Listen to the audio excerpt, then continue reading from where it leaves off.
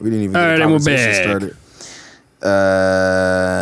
Hopefully this is much better. Let us know. Is it much better? Comments. If it's not, come find us then. Gosh darn it. Speak your thoughts. Of course, no one wants to talk shit now. Did you hear about what happened to Kiana? No, what happened to Kiana? She left her trunk open. Oh yeah. She left her trunk open. I wish I could. I wish I was thinking about filming that, but it didn't even cross my mind at all when I did it. I was just like, yeah, that I can't. It didn't cross my mind. She leaves her trunk wide open half the day. I leave my car fully locked, and then somebody breaks my window for a fucking skateboard. And you didn't even have a nice car at the time. Nope. Like, ooh, this shitty car looks fun to break in. Let's break in this one. It's kind of like the shitty ones are the easier to break in, I guess. Yeah, no, totally. It's like they just break the window anyway, so whatever. Yeah. Fucking whatever. What is it? But yeah, when I showed her reaction, I was expecting like a more like, oh no, what the fuck reaction. But she was just kind of laughing, almost as if like, oh, I have a lot of money, so whatever got stolen, I'll reimburse it type shit. But like, if it was me, I would have been like, oh, fuck. No. Yeah. What the fuck? Even if I knew I didn't have anything valuable, I still would have just been like, fucking shit, the fuck? Fucking shit, God damn. You know? Because that's me. Made a country song today. Goes like this. I'm stuck in quarantine. There you guys go. Yeah. Damn. Goes in the country. Where's the country? We're going to have Megan Hug join us here in a second on the Zooms. Yeah. She want to tell us what her quarantine's going. Did she? Wait, has she? She hasn't joined the other ones. Is this the first time? Yeah. This is the first time. That's the first time on the Zooms. Hold on, Megan. I got you in the waiting room. I'm just setting up the Zoom stuff. Hold on, Megan. Can I get a hug? She's probably like very fucking clever, Blair, and like I haven't heard that one before. Oh, Megan Hug. Man. Good old iDub days. I don't care how long ago, it's still fun. I'm glad for the people I've met. Oh, fuck. I think I might have deleted the fucking Zoom thing. Hold up. Oh, you talking about the feature to use it? No, the scene I made for it. Hold on, I'm going to have to fucking redo this real quick. Hold on, boys and girls. We still got to do some things and quick. Zoom. All right, so bear with us because I'm going to try to make this from scratch real quick. Yes. Bear with us. And then we put the if you're on Facebook, it probably didn't show up, but if you're on YouTube or anything else, the Zoom thing is in there so you can get in, but hold zoom, on for a while. Zoom, make your heart go boom, boom. Supernova girl. Name that movie. Anyone? Okay. What if we're just not low-key streaming? Oh, we better be. Hey. I don't know. They would have put it in there. I know, but it's just be like kind of funny, like that it's been like low key off this whole entire time, and then nothing. I'm like, oh shit, God. Hey, Megan. Oh, Lord. Xenon, man, I love that show. You remember Don't Look Under the Bed? That shit was scary because the boogie monster. Oh man.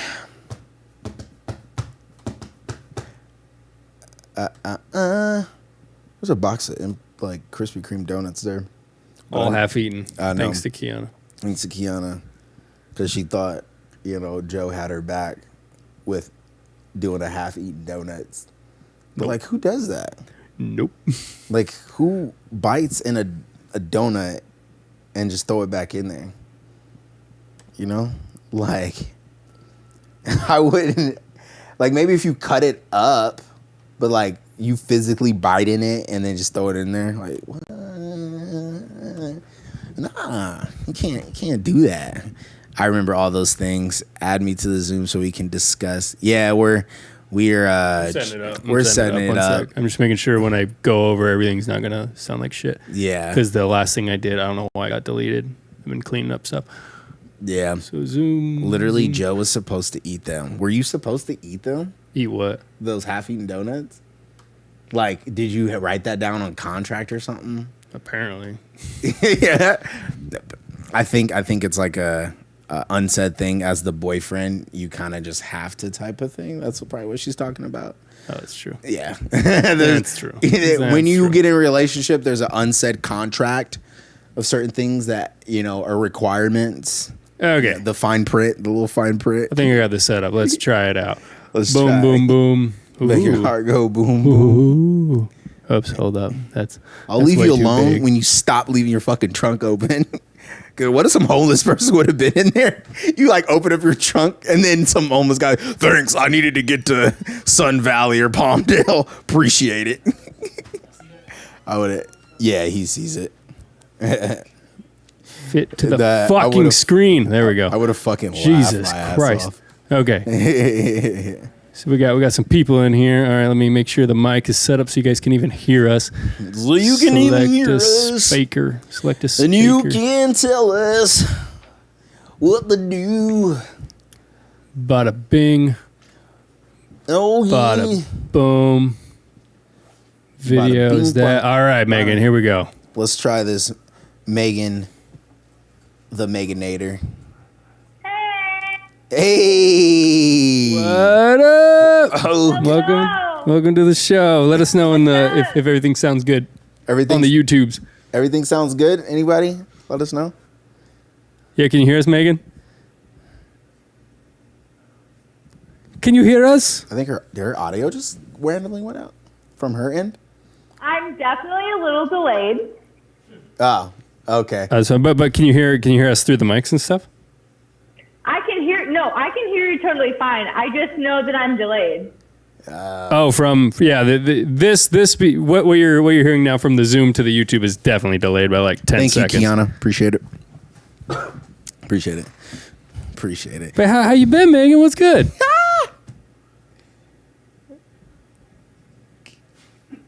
Yeah. Yeah, she's definitely delayed. Wait, no. So if you're watching this on YouTube, don't watch this on YouTube. Watch this on watch this just on Zoom. Fantastic. You're fantastic. Oh yeah, you're super delayed. Yeah, you're super delayed. There's what? I feel like this is a news channel. Yeah, so we're here right now with reports. Eli, can you tell us what's going on? Yes, so I'm here. Delayed. I can tell it. I don't know how to talk because I can tell how delayed I am. Oh, no, just talk normal. Literally, just talk normal. This is so funny. What? She's what that- is- there's no way Zoom is this delayed. What? It could. I don't know. Okay. It could be on her. What is your I'll talk regular, but what do you want me to talk about? I guess I just want to know what what you've been doing this quarantine, because we were talking earlier about how you've been there's a lot of shows that you want to watch, but then there's just like you go back to your safety shows, you know, like The Office and whatever. Okay. Yeah. Yeah, so like I said earlier, so I started watching Sons of Anarchy because my mom has literally for like 7 years been telling me that I need to watch Sons of Anarchy. It's good. And I was like, yeah, no, I'll get to it. And then at the beginning of quarantine, I was like, this is the perfect time. I always knew there would be a time I'm going to watch Sons of Anarchy. And I watched like 2.5 seasons, and I loved it. And I haven't watched any episodes since, though, because I've been like, it's so good, but also like, I just want to watch something comforting and familiar that's just, I know what's going to happen. And that's what I need right now. I don't need uncertainty. I need fucking. And I feel like the quarantine is presented as like, oh, this is the time to binge all the things that you want. But at the same time, it's like, I don't want to binge anything new. I just want like what feels like home. Like that's what I want right now. Hell yeah. No, I completely agree. Yeah, even whenever I just have random stuff on in the background, I've been rewatching Community. This shit's so great. But yeah, you just want something that you just know, and you're right. Just like it welcomes you. I love Sons of Anarchy. That show's bomb as fuck. Love Community. The delay. Wait, hold on, Megan. Are you watching us on YouTube right now? Are you talking to us through YouTube or are you talking to us through Zoom right now? Okay, is that the problem? Do I need to? I'm so laughing because I said I love Santa Anarchy. He's good. I love Community. That was an awesome moment. Did she? Okay, I just realized the problem. I had both going. Yeah. I didn't realize that I could not have both going, so I'm just on Zoom now. Yeah. Just be on Zoom. Just be on Zoom. Zoom is real time. YouTube is not. I cannot handle all of these things. Yeah. Yeah. Okay, good. That shit was So I also just rewatched the entirety of Community, but again, it was just like it was such a thing where it's like I have all this free time, and there's so many shows I've been meaning to watch. So I was like, but I don't want to watch anything new. I just want to watch what's like familiar and comfortable because the world sucks right now. Yeah. And speaking of comfort, I've been eating a lot of comfort food as well. I noticed going and getting fast food is kind of it's just what it is. You know that fast food ain't doing nothing. During the virtual wine tasting I did today, I had Taco Bell delivered. So I've been drinking Baja Blast. That shit still slaps. Baja Blast, there you Literally. go. This was not a sponsor, okay? By the way. Not sponsored, but if Baja Blast wants to sponsor me, I'll take it. True that. Wait, so Megan, you are a teacher, correct? Oh, Yes, great. I am a 5th grade teacher, yes. And you Bad things. Yeah, teaching them bad things. Are you using Zoom for your classroom stuff and doing all We do that? not use Zoom because Zoom actually, the privacy on Zoom is not as secure on as it is on other platforms. So we don't use Zoom. We do Google Meet, but we also already do like Google Classroom and everything like that.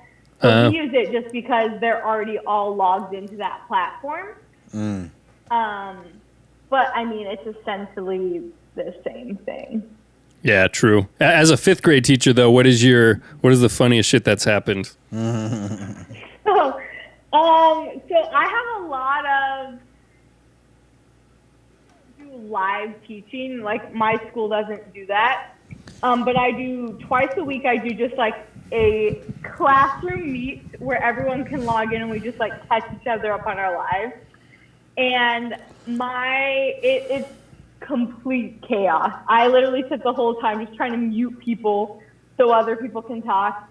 And like people are just like, they're like, look at this thing I'm building in Legos. And someone's like, I went for a walk today. Like, my brother was so rude today. And I'm just like, that's so great. I'm glad you guys are having such a good time. But everybody shut up. So great. But yeah, it's just, honestly, anytime I meet with my kids, it's just utter chaos. Just complete chaos. Wow. Sounds like the best. That's funny. Yeah. But it's also like as much for them as it is for me because I like the hardest part of teaching remotely.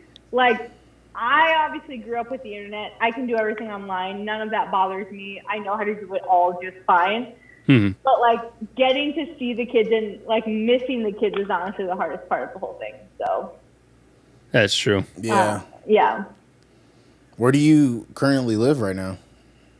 I live in Des Moines, Iowa. Des Moines is. Des Moines. Des Moines. Don't say Des Moines. Now, if you're keeping up on politics, most of you probably are not because it's sad. If you're keeping up on politics, Governor Kim Reynolds, not shout out to her, never had the balls to claim that we were stay-at-home order. But then last week decided that she was going to say that we were reopening Iowa, even though we never closed Iowa because she didn't have the balls to close it. Wow. Because isn't everything just very, like, they just highly suggest or recommend? Yeah. Everything in Iowa has always been, we're just suggesting that you do this, which no one really follows the suggestions. Of course and not. then, so we're reopening Iowa, and one of the things we're reopening is like our farmers market, and the farmers market in Des Moines It's any huge. given weekend on just a Saturday attracts 15 to 20,000 people. Of But course. they're gonna encourage social distancing during that. So I'm interested to see how socially distant people are at that. Yeah. Yeah. Yeah, I'm totally cool with not reopening at least my job because I'm making a lot of money doing unemployment. So And so I'm actually like weirdly as a teacher, I'm always in usually the minority of salaries. I'm weirdly at a place where it's like everyone else like got laid off and is not getting paid. I'm like, I'm actually getting paid and I'm doing my job. But still, like they're trying to like reopen things. And it's like, but you don't like reopen that. Like, so you guys obviously knowing Omaha, this week, I think actually they reopened the Gretna outlet malls. The Gretna outlet malls literally were like, well, we're reopening because the governor said that we were never socially distancing and closed down in the first place, so we're going to reopen. And it's Wow. like, that's the problem. Close it down. Like, there's no reason that many people need to be gathered at this point. yeah, I've been keeping up with it a lot, mainly just stuff in California, but anything Nebraska wise. And I know part of the reason is like a lot of the governors that don't have to deal with big states, because California, and I finally confirmed it today, California has over 40 million people that the governor has to like care for, whereas like Nebraska doesn't compare, or like other like Kentucky or whatever. So like those governors, the way they think is like, well, we don't have to, like our cases won't be as bad as like New York or Cali, so we don't really have to do a stay home type of thing. That's one of the many reasons as to why they don't care to do it. And Iowa, and this is obviously my own political beliefs are going to come out in this, but Kim Reynolds literally like sucks. I'll just say that as the baseline. Yeah. But it was like literally she didn't want to oppose anyone in her statement. So it was like, no, I'm not claiming a stay-at-home order, but we're going to practice social distancing. And the same for this, where it's like, well, we're going to reopen, but social distancing. So those people who want social distancing, yes, I'm doing that. But also people who want the state reopened, I'm also doing that. And it's like, well, you can't have both. Like, let's have everything. Just claim one. People are going to be pissed either way. Yeah. And just like, I would rather you claim something that I'm mad at than you try and play both sides. Yeah, right now, too, Governor Newsom of California, he's dealing with a lot of backlash because California people are like, well, all these other 29 states are partially open. Why can't we? But it's like, bro, we have 40 so heavily populated. million fucking people. Chill out. That's the thing. It's like, okay, yeah, like Oregon opened. Okay, that doesn't mean every other state should open. Yeah. We're literally the population disparity there. California is different.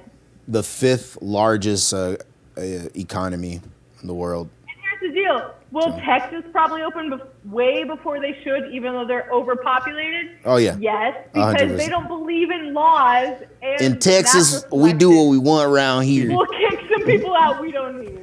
Right. Well, Texas, we do what we want and everything big, so we'll take care of it. That's right. That's right. Let me stop, because that's not how they probably talk. Down in Texas? Not everybody. Not everybody. There is a part of me, like, as much as I'm like, oh, I don't want anybody to die, and like, let's be smart out there. There's a part of me that's like those people who are like, whatever, especially the people who are at like all the rallies against the virus, which I don't know how you protest a virus. Because it's 5G. It's not the virus, it's 5G, man. If I get angry enough, the virus will go away. That's not how viruses work. But those people, the thing that I thought was so funny is when they showed up to these protests, like 50% of them were wearing masks as if they knew. Oh, yeah, those people. Serious this thing was. And it's like, you know what? At that point, though, if you show up to a rally about it, like survival of the fittest, like I want to be so pro, like no one getting sick. But if you're dumb enough that you're like, I'm going to rally against this, I'm going to go out in public and I don't care, I hope you get sick. I don't care. Hope you get sick. And then when they do get sick, they'll probably try to find a way to justify, no, it's not that. It's not. I just naturally am sick. Thing because there was this, I don't remember what, maybe it was Tennessee, and there was this girl who was like very outlandish about like the government should not have the control to shut us all down, blah, blah, blah, blah, blah, and I'm going to still go out. And then like 3 weeks later, it just came out like 2 days ago, she has coronavirus. And now she's like, oh my gosh, everyone needs to take this seriously. It's so blah, blah, blah. It's like, you don't get to do that. No, you told us not to worry. Oh, man. Yeah, my homeboy Devon, he's been sharing something on Facebook of a pastor that, like, one video in particular, the pastor was like, I could take away this coronavirus. And that he's like, okay, so he's looking at the camera. He's like, I could take away this coronavirus. And there's just like this pause. And then he's just like, gone. And I'm like, what the hell? Like, not how it works. Whoa. If it worked like that, I'm pretty sure a lot of diseases would not be here right now. He must be a super scientist. Like, but hey, you know, you can't tell religious people otherwise. So you just let them do them. Here's the deal, though. Like, what's crazy to me is like I work at a Catholic school, and so I work somewhere though where everyone lives like we can't. Everyone like we went into school to pack up students' belongings because we had to hand them out to them because we won't meet for the rest of the year. And we set schedules just for that to make sure that there were no more than like 3 people in the building at a time. And we did all this stuff. And then there's people who are like, well, my religion says, and it's like, your religion does not say that because I work for literally a religious entity. And we were like, no, we have to be very careful of this. Yeah. And we have to make sure that we don't do anything where there's more than 10 people and there's more than this and there's more than this. And we all wore masks the whole time. Mm-hmm.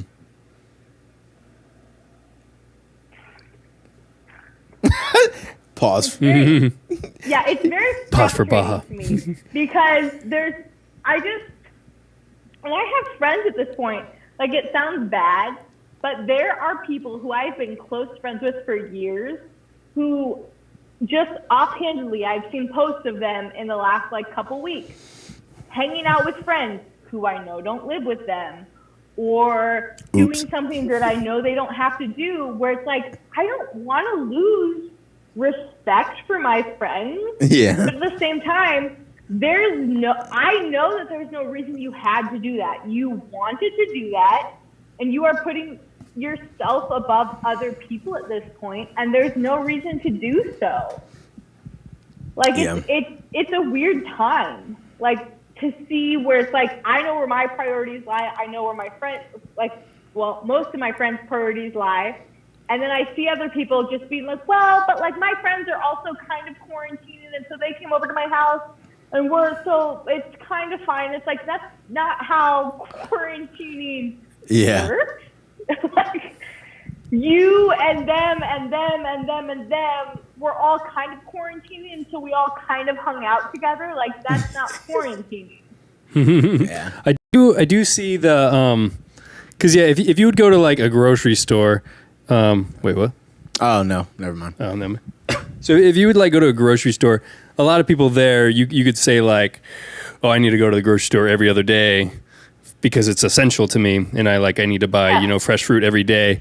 Whereas like if you had just one person coming over, I do kind of see how like if people come over, if everybody's like respecting the 6 distance, if you wear masks and stuff, I could see how that's like people, especially if you like live alone and you like, because in California there is a thing where it's like you can go to someone else's house to check on their well-being, it depends on how you define well-being too.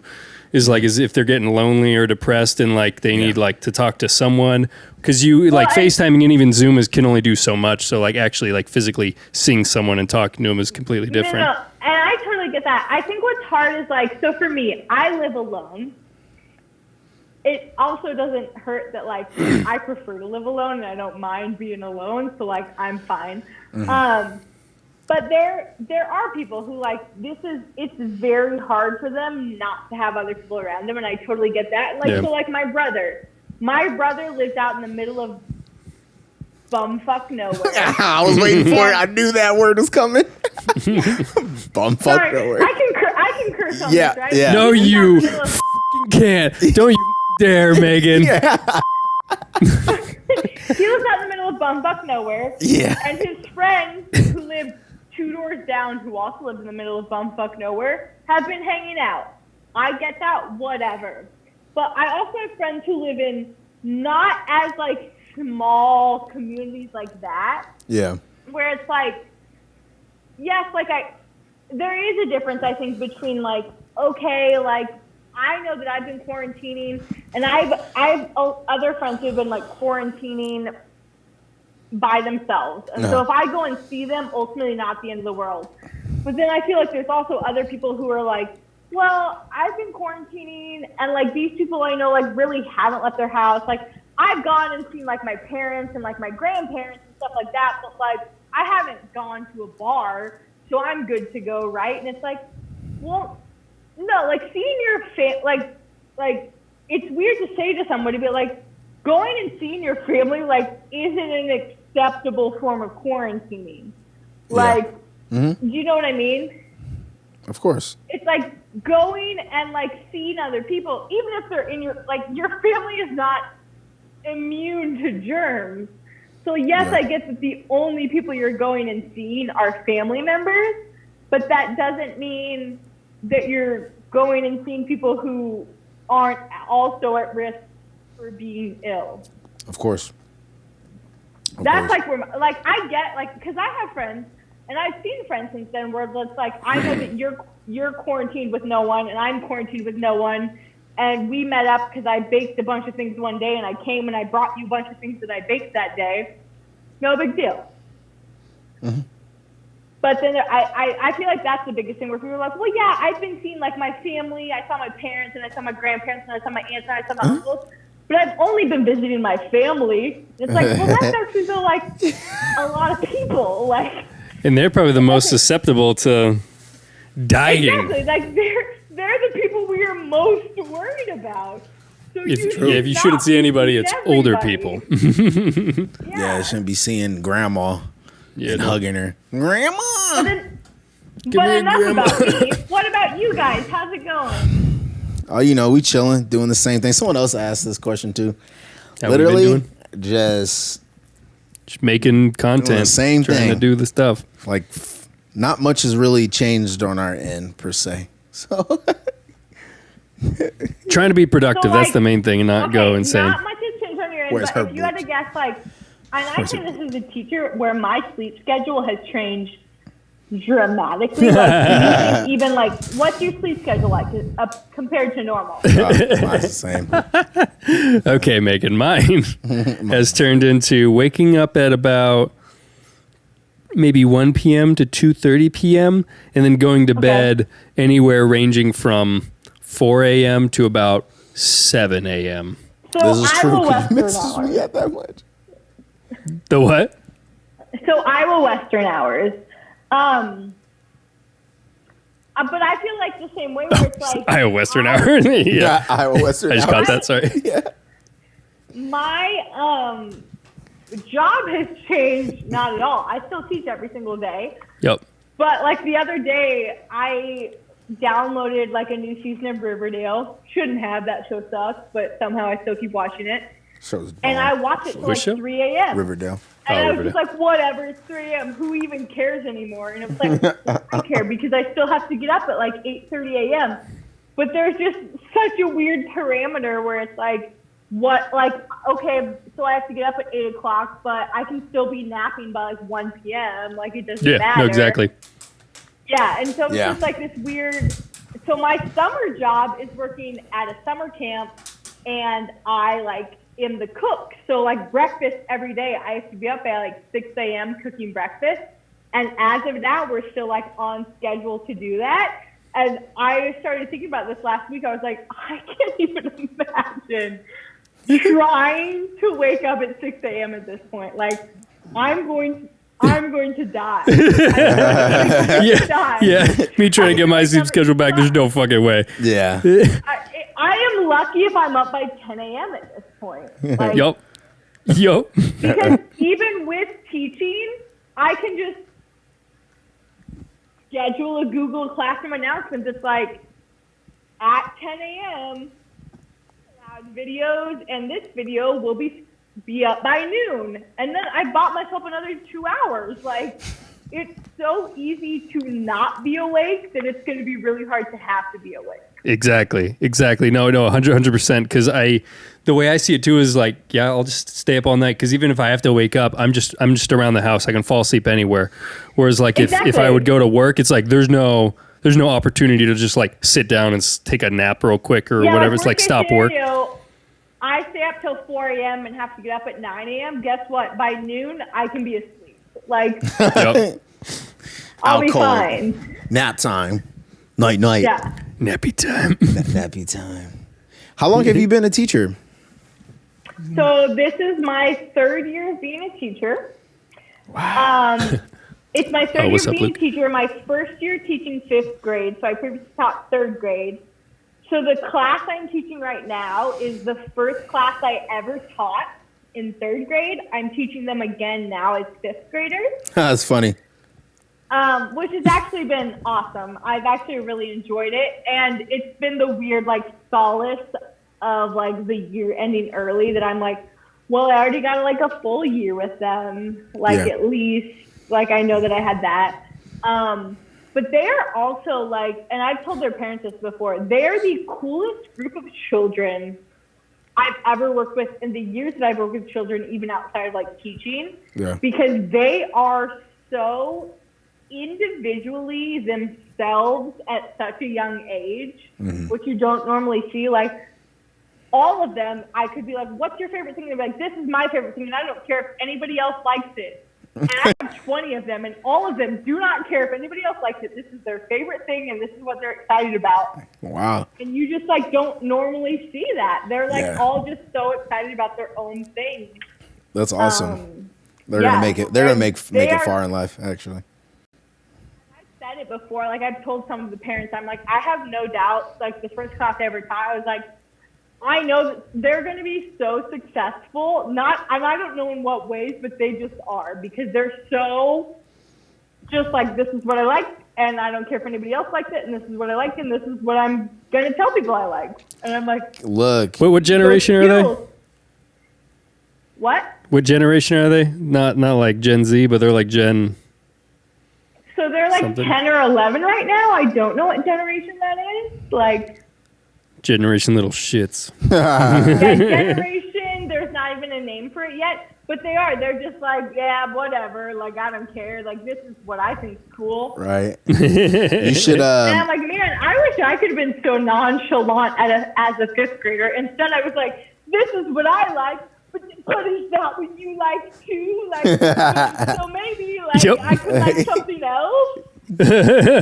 You should have Joe and I be a guest so we can tell them stories about you. No, I'm playing. I could do that. I had a couple friends from Disney to be like, well, I can hop on one time and like teach them a lesson too. And I was like, here's the deal. I like my job. So you might not have a job.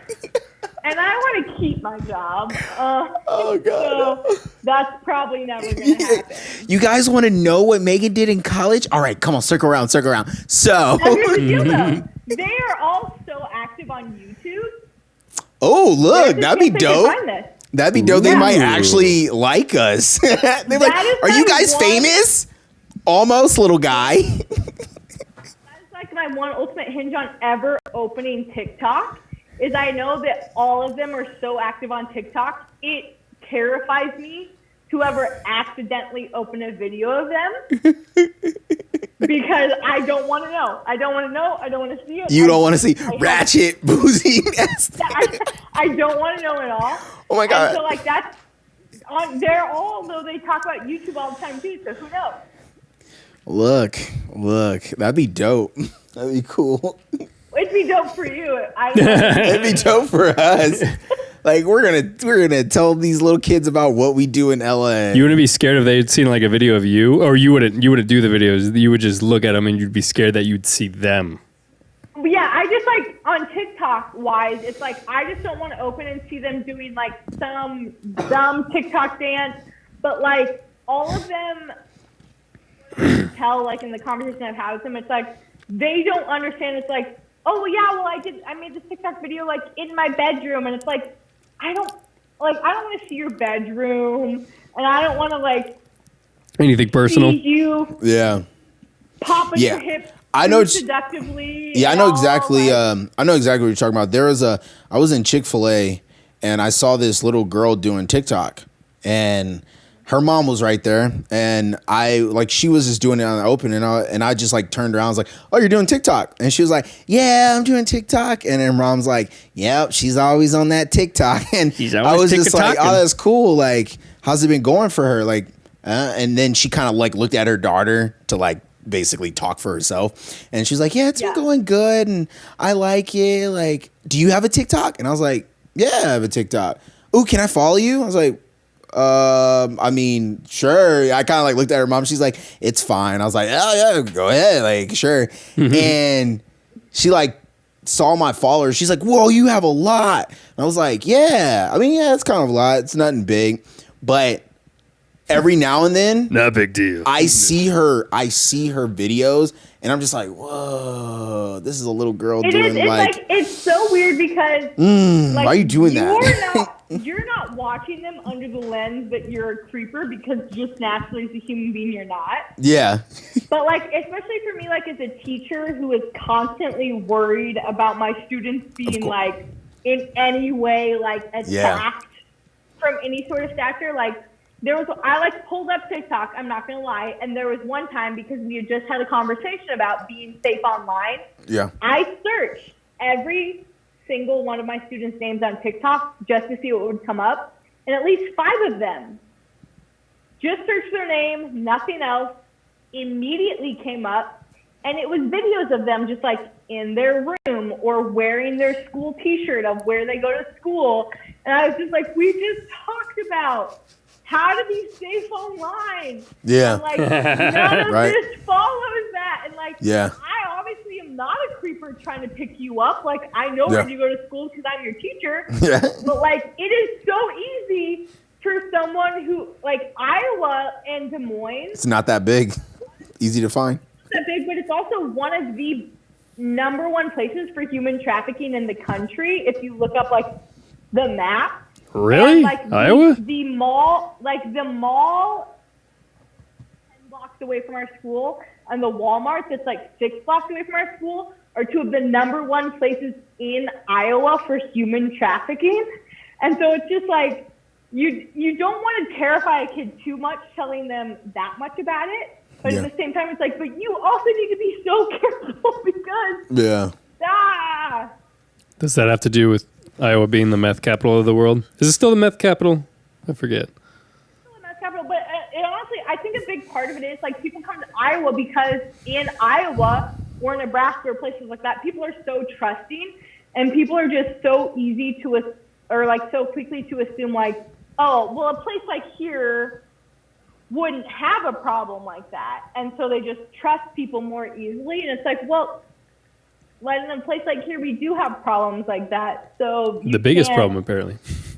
Yeah, like I've been followed around like the mall before, where luckily Alex, whom you all know, Alice.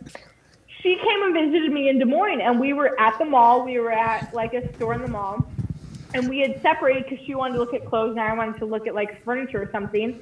And someone followed me up and down like 4 different aisles of the store. And I eventually kind of just like sprinted and went and found Alex. And then that person like stopped as soon as they saw me with Alex and like walked away. It's like, even as an adult, those like problems are there, let alone like a kid.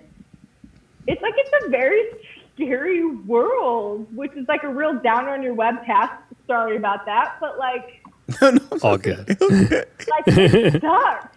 Yeah. It sucks like to be 28 and be afraid of that, let alone to be 11 and be afraid of that. Yeah, I guess especially as a teacher, you're very probably hypersensitive to all that too. Of course. Whereas me, like out here, I'm pretty much blind to most of probably all the bad shit going on. Yeah, it's because you're not teaching little kids yet. Yeah, I don't like. I have no responsibility except for myself. Yeah. As a teacher, I feel like you already are. And then as me, who also 12 times overthinks everything anyways, because that's who I am. Like, it's even more so where I'm like, oh, God, like, what if so-and-so does this? And what if so-and-so? And it's like, no one's even done that, but I'm already, like, circulating through all the Right? So, is there any plan for you to slowly move up into, like, high school? Or is that something you absolutely do not want to do? Okay, so I student taught middle school. I was living in Kansas at the time, and I student taught where I just taught 6th grade social studies. And Social so studies, I taught my like God. 120 different 6th graders throughout the day. Okay. And I loved it. That, like, middle school, 6th, 7th, 8th grade is, like, my ideal. Like, that's the age I love. I would never teach high schoolers. High schoolers scare me because I genuinely think they might know more than me, and I don't want to teach that age. Because there's a thing called Google. but there is. There's also just, like, depending on what subject you're teaching, there are some kids who just genuinely might know more than you if that's, like, something they're excited about. Yeah, of course. And I don't deal with that. So I teach 5th grade right now, which is, like, the oldest I can go within an elementary school. I am licensed K through 6, but Iowa, most schools are small enough that if, like, you teach at, like, a junior high middle school, you have to teach 6th, 7th, and 8th. Where I taught, the school was so large, you could teach just 6th in middle school and just teach social studies. Yeah. But there's really not a lot of opportunities like that in Iowa because it's so small. So, like, I would love to teach middle school, but I would have to, like, go back in and, like, retest and, like, relicense. And I don't really want to do that at this moment. Another question, because I mean, I don't have a problem, and hopefully you don't. And I'm asking this because I want to do some comparison. Okay, I'm excited. So, if you've been a teacher for 3 years, if you don't mind sharing, what was your salary when you first started? Ooh. That's a great question. Now, I teach in Iowa. Iowa public school-wise is actually a little higher than surrounding states. But I teach at an Iowa Catholic school. And Catholic and private school, well, I shouldn't say private schools, but, like, parochial schools, actually, those teachers are paid less, which is, like, a common misconception because you assume, like, a private school, they're paid more. But that school's only income is from tuition outside of public schools where all of their income comes from, like, state and federal tax. Yeah. So my first year of teaching, I made around $26,000 before taxes. Okay. And 3 years in, I think I'm now at 28,000. Wow. Not including taxes. But again, so if I switch to a public school, though, so I started a Catholic school because that's where hired me because on paper, I look great to a Catholic school. I went to a Catholic college. I used to go to a Catholic school. I work at a Catholic camp, so I look great to a Catholic school. So that's where I got a job. And I now just, like, really like it there because I know all the teachers, I know all the students, I know all the families. But if I were to go to a public school, I would make probably $36K a year. Okay. Okay, yeah. So I have a friend. She does teaching in Lincoln, Nebraska, and for a high school. And Nebraska is not as high as Iowa is. Yeah. Huh. What I'm about to tell you is going to blow your mind, though. So she started teaching last year. That was when she got hired. And out of every new teacher that got hired in Lincoln, she got the highest pay, I think, almost ever for a new teacher, and they started her at 40,000. And I was like, so whoa. It's not super shocking. So high school teachers already get usually paid more than elementary school teachers, Yeah. which there's a debate that could be had there, but we won't do it on your web show. But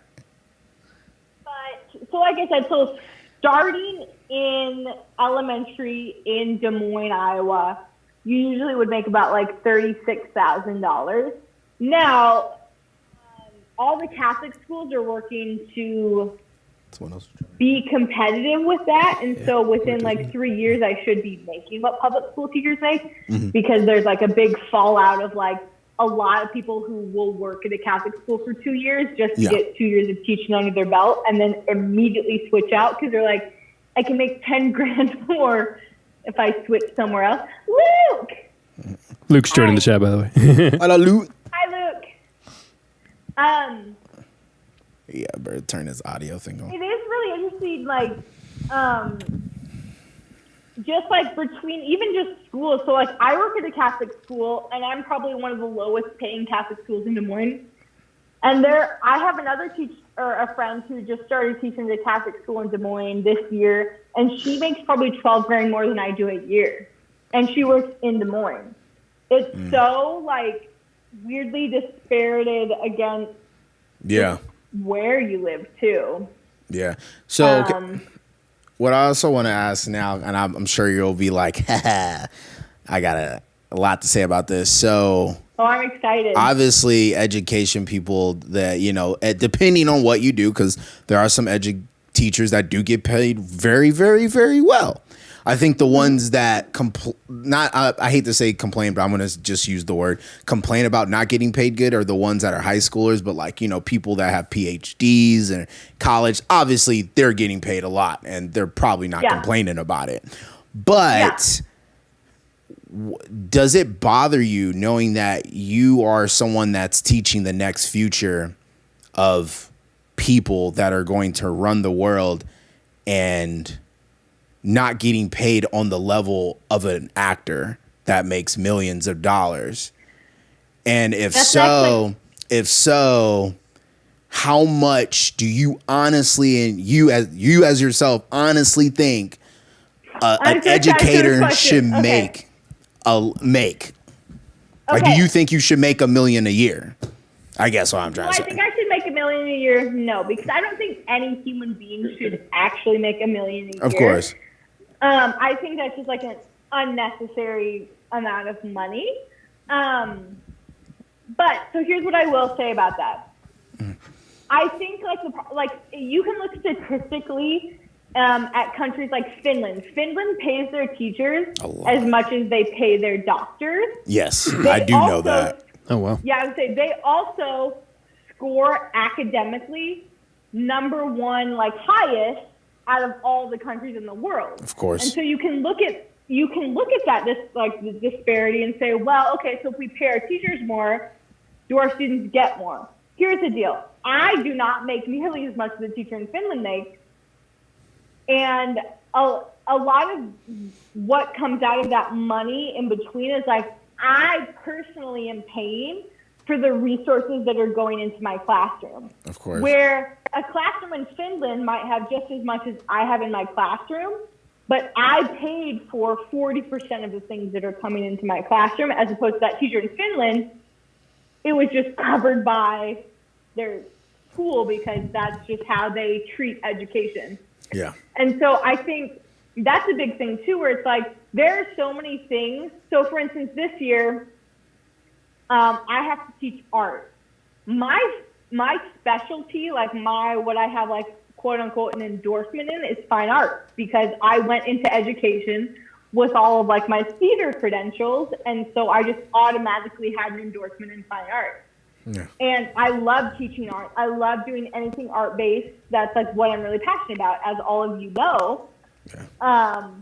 But I want to teach about that. Those resources aren't just given to me. So anything I want to teach art to the fullest in my room, I have to pay for. Yeah. And so I think there is that big disparity too, where it's like, as much as I want for my classroom, there are some things, no matter how hard I want it for my classroom, I can't do because I personally cannot afford to do it. And I can ask my principal, and my principal is actually really supportive. And there are so many things where she was like, I would love so much to do that, but we don't have the money to do it. Mm-hmm. And I think, though, like I said, like as opposed to like US to Finland, you see that where it's like they give the money to their educators to teach everything to the fullest. Yeah. And then when you test students, you see that their students test better in everything than US students do because they're taught everything to the fullest because they don't cut any money. Now, you in the United States, the second a school is like maybe a little below or a little over budget, the first thing they're going to do is say music, art, dance, all that cut. That's the easiest place to cut. Yeah. But I have so many students who, if they did not have those classes, those are the only classes that get them through the day. Yep, 100%. 100%. That stuff, man, that sucks. Isn't it Massachusetts or Maine that the teachers get paid the most in America? One of those two places? I am not sure who gets paid the most. So when I was applying outside of, like when I first was graduating, my goal was to go to Chicago. I really wanted to go to Chicago. Hey. I'm in Des Moines, Iowa. Clearly, I didn't go there. But they paid my starting salary, and obviously that weighs in like the cost of living there. But the starting salary for a teacher in Chicago is like $50,000. God damn. Wow. But then you figure in what it costs to live in Chicago, and it would be no different than me making $30,000 in Des Moines, Iowa. If you cut places and I wonder how much they make here live now. Somewhere super cheap. But a lot of those times it is really ways. However, I will say, so like one of my best friends from high school, his wife was a public school teacher in Iowa. Yeah. And they were moving to Arizona for like a job opportunity that he had. Easy. And she had to take like a $10,000 pay cut to move to public school in Arizona. When we all know, without even looking at it, that Arizona is obviously so much more expensive than living in Iowa. And so like I started looking, when I couldn't find jobs at first, when I was first looking for jobs in Iowa, I looked at Arizona, and so you look at just like the state of their education there too. There were so many jobs I looked at that said licensed in teaching, preferred but not required. So at that point, their state of education is so low in Arizona that like they're like, yeah, we'd prefer you have a license in education, but if you don't, we'll still hire you. So you're saying I could probably stretch, get a teaching job, probably. Yeah, if you have like a bachelor's degree, they'll take, like they're saying, well, we'll prefer that you have like a teaching degree, but if you have a degree, sure. And the thing is, that's why if you go to Arizona, you look, there's so many just like charter-based schools. Yeah, of course. Because they got so into charter schools that their actual just like base public schools kind of died off. And so now it's just like charter schools of them again saying, well, we'll take people who anybody to teach your children. It's like that kind of backfired on them. You kind of know how to teach theater? Huh. Okay, cool. Congrats, you got the job. Come on in. This is where we're going to pay you at. What is it? What'd you pull up for Los Angeles? Hi, Luke. How's it going? So people in Los Angeles make about $65,000. What's your dog's name? Base? Bo. It's median, so it's like That's kind of a lot. base is like Where 50,000. are you at right now, Luke? I'm in Omaha. You're in Omaha. The dog. Yep. Yes. Come to Des Moines. But we're social I'm distancing. like, You can stay out the house and talk. Right I love your dog, Luke. Can we just can you talk a lot so we could just see the dog the whole entire time? I can see everybody right now, but I just the dog went away. He's gone. He said Oh, deuces. little critter. He's like, I don't want to be a star. I don't want to be a star. Not today. Once upon a time, Luke, LA was your home, man. It was your home. Yeah. Well, hold on, let me close my. Got all. Man. My plan was to save a bunch of money by not paying $1,000 for not being there because I was on the. And then bitch Rona came around and bitch Rona. And then the Rona. So one of the questions I sent to Joe that he hasn't asked yet is, what is, do you think, the grossest / laziest thing you've done all of quarantine? Oh shit. Damn. For me personally, literally, it sucks, but I'm sorry, nothing has really changed for me. So besides, I don't have options to like go do things if I want to. Like I still work. You haven't done, and you haven't even like. So for me personally, it's like I showered yesterday, and that was the first time in like 5.5 days that I'd showered. Wow, interesting. There you have it, guys. Throwing it out. Yeah, no. I went a while without showering too. Nothing for a couple of days there. Fuck, what's the so laziest you thing haven't I've done had any now? sort of like super lazy moments like that? No. What about like eating something like super fatty or gross? I always eat fatty, gross, and I still work out. So even yesterday I like had like a really nice salad for lunch, and I was like, oh yeah, like look at me, like my body's finally being like, yeah, this is good food. And like 4:30 p.m. I was like, I want pepperoni pizza so bad, and so I ordered pepperoni pizza because I was like, you know what, fuck it, it's quarantine, I'm ordering pepperoni pizza. And then I was like, I feel like 3 times a week I order food with the perception of like, fuck it, it's quarantine, I'm ordering this. Fuck it. I need to stop doing that. I need this. Yeah. That is, no, I haven't done nothing. Just work out and try to stay busy doing content stuff. Well, it must be so nice, Blair, to be like that. My life's great. Yeah, I was actually Sucks to talking to my cousin on the when we like went to go get some food like earlier, and I was like, I feel like people subconsciously low key don't like, or I feel jealous of Joe and I, just because we're we're filming content and doing things that you kind of probably shouldn't, but I film content every day, but the content is of me drinking. So No, I've been seeing that. That's fucking great.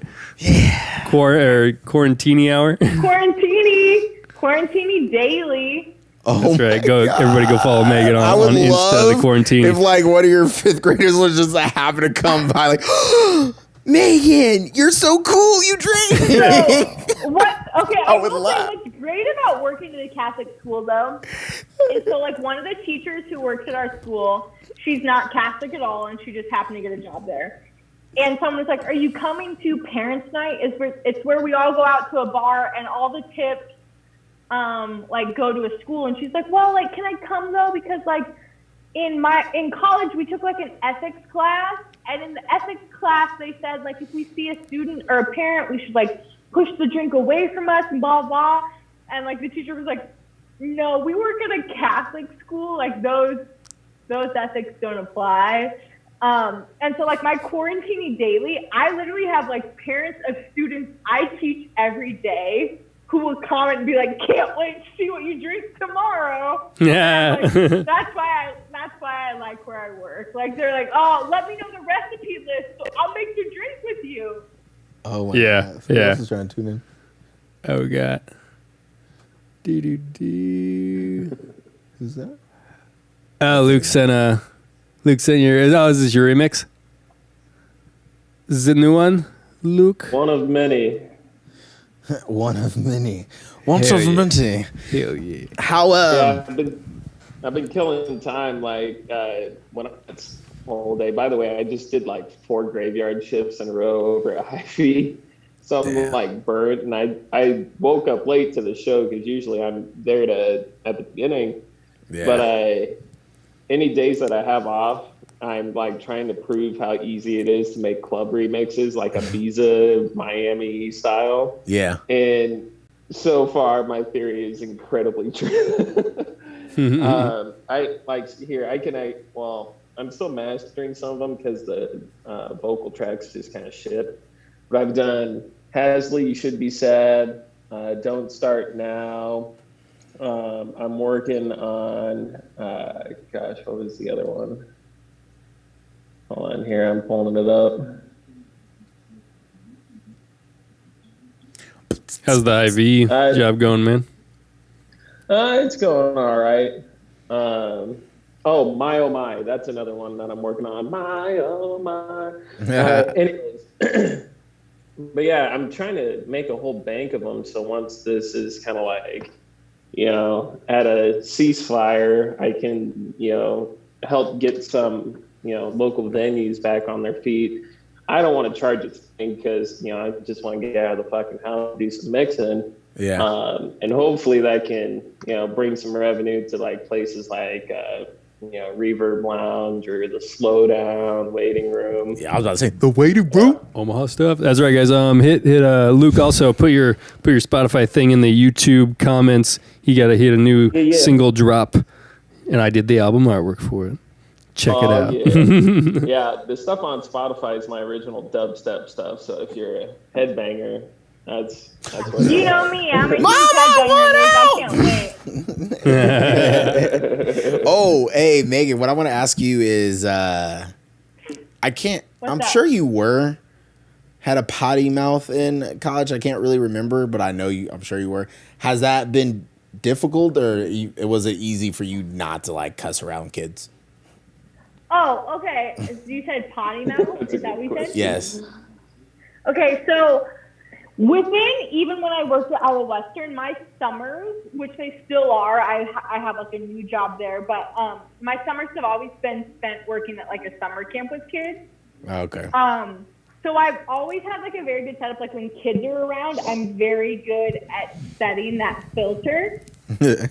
However, then like the longer I'm around kids without not being around them, the second I'm not, like the music I am like blasting and just like, it's like everything I've thought, like I have to blast just like the raunchiest music, even if I wouldn't normally listen to it, or like just anything, because it's like I'm so good at keeping that filter, but the second they're gone, I'm like, I need just like the biggest outlet of all time.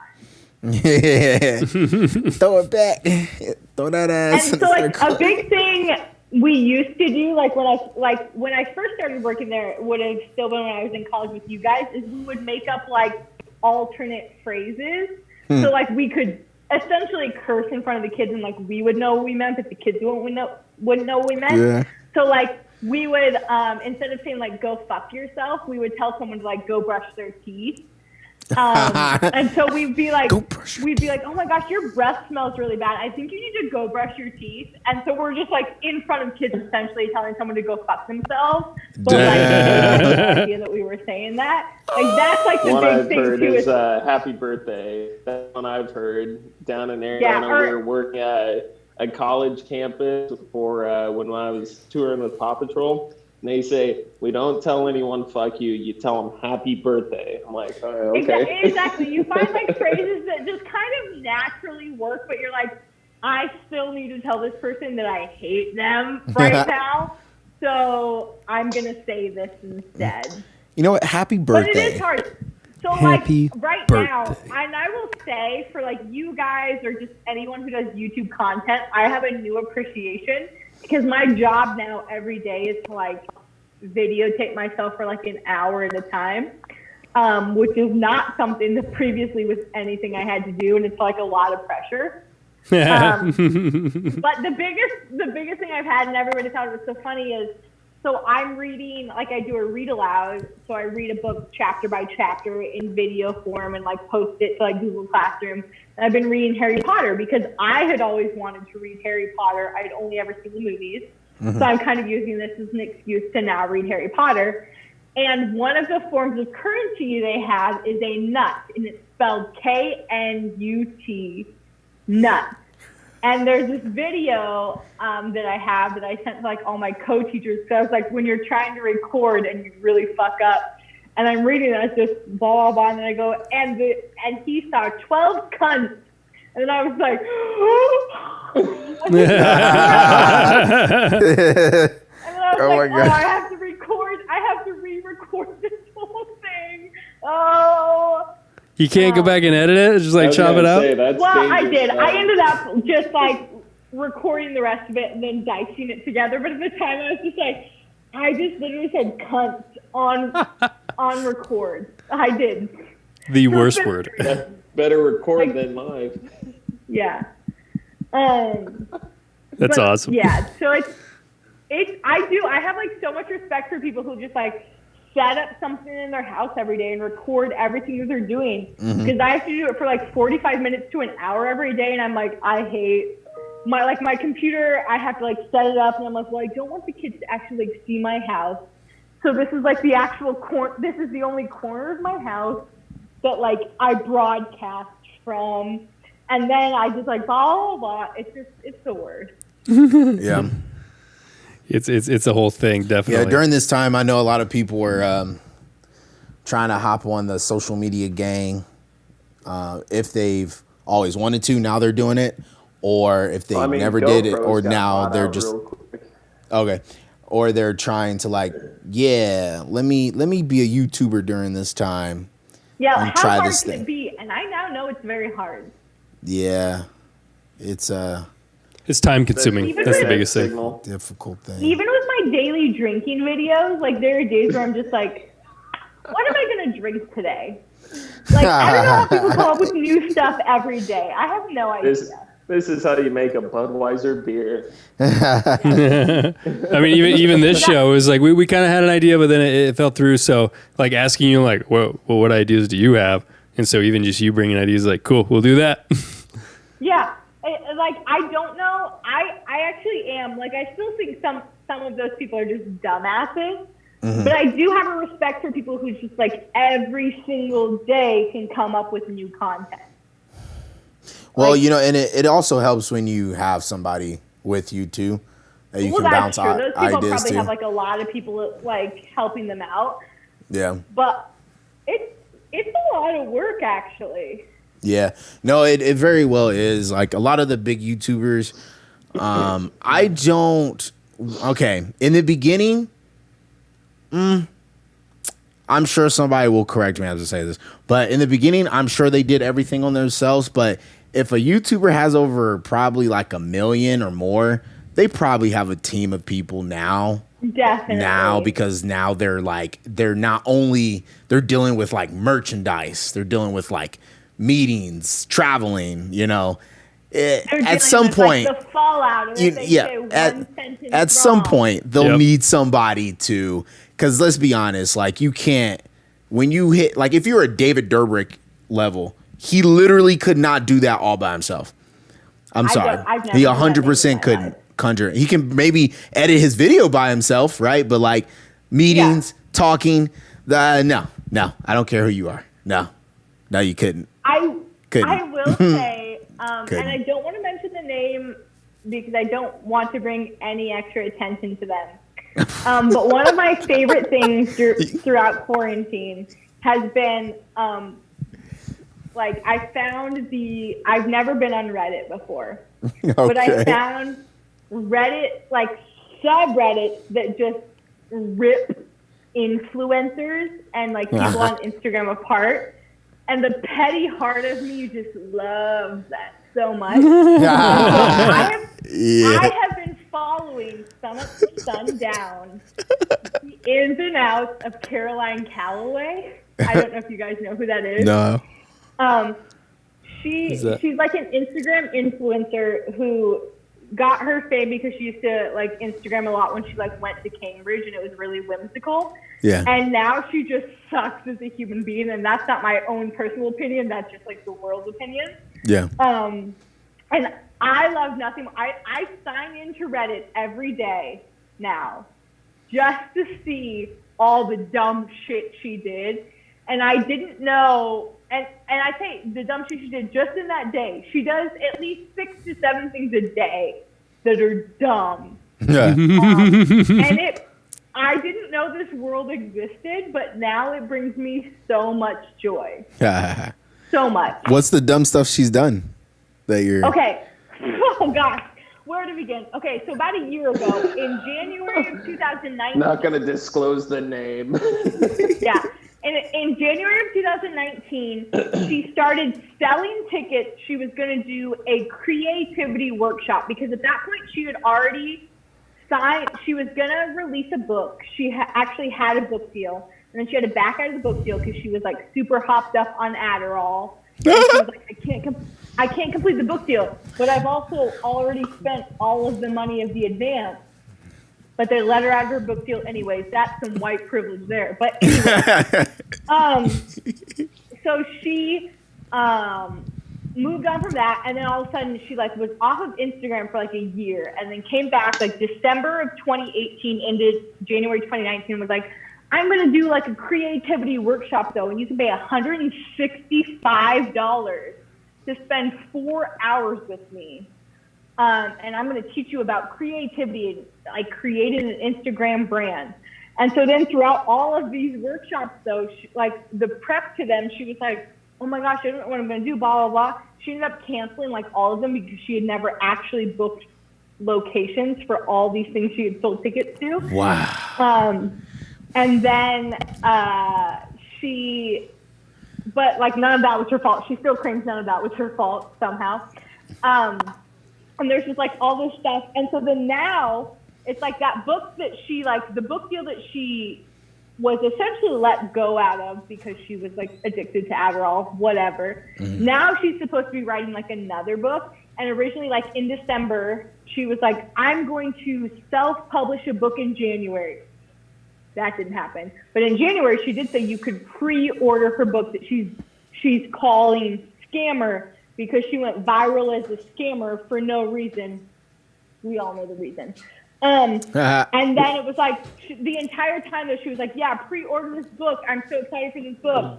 But then she would still like Instagram story about like writing for this book. And everyone would be like, well, I've already pre-ordered the book that you're still writing for.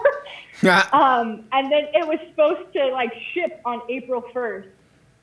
And she was like still writing this book. And now we're like deep into it. And she's like, well, I was going to release the book, but because of COVID, the publisher closed down. And everyone's like, no, like book publishers are all still open. She's like, no, my book publisher closed down. And that's why you haven't gotten the book that you already paid me for.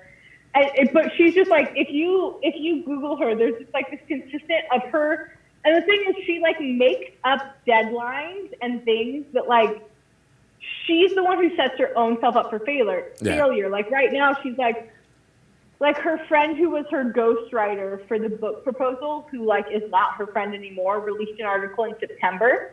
And so she's doing like she said it was going to be like a 3-part essay that she was going to release on her own website.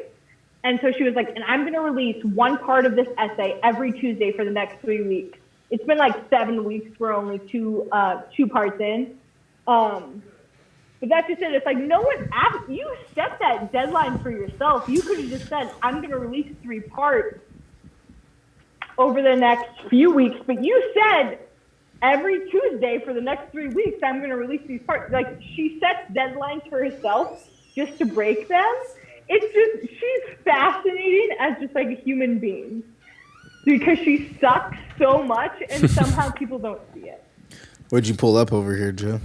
I was just looking at that. I was trying to find the Reddit that you're talking about, and one of them just says, Caroline made her guests wear paper hats to resemble Native American headdresses for Thanksgiving because colonialism is, quotes, fun and funny. So it's called like small, SMOL, small bean snark. Yeah, that was it. She calls herself a small bean because she's my age. She is 28 years old, and like a week and a half ago, she literally was like, well, because an article came out about her, and she was like, who could say that at 20 years old, or as a 20-something-year-old, they survived blah, blah, blah, and as a 20-year-old, and everyone's like, you're not a 20-year-old. You're literally 28 years old. You're almost 30s.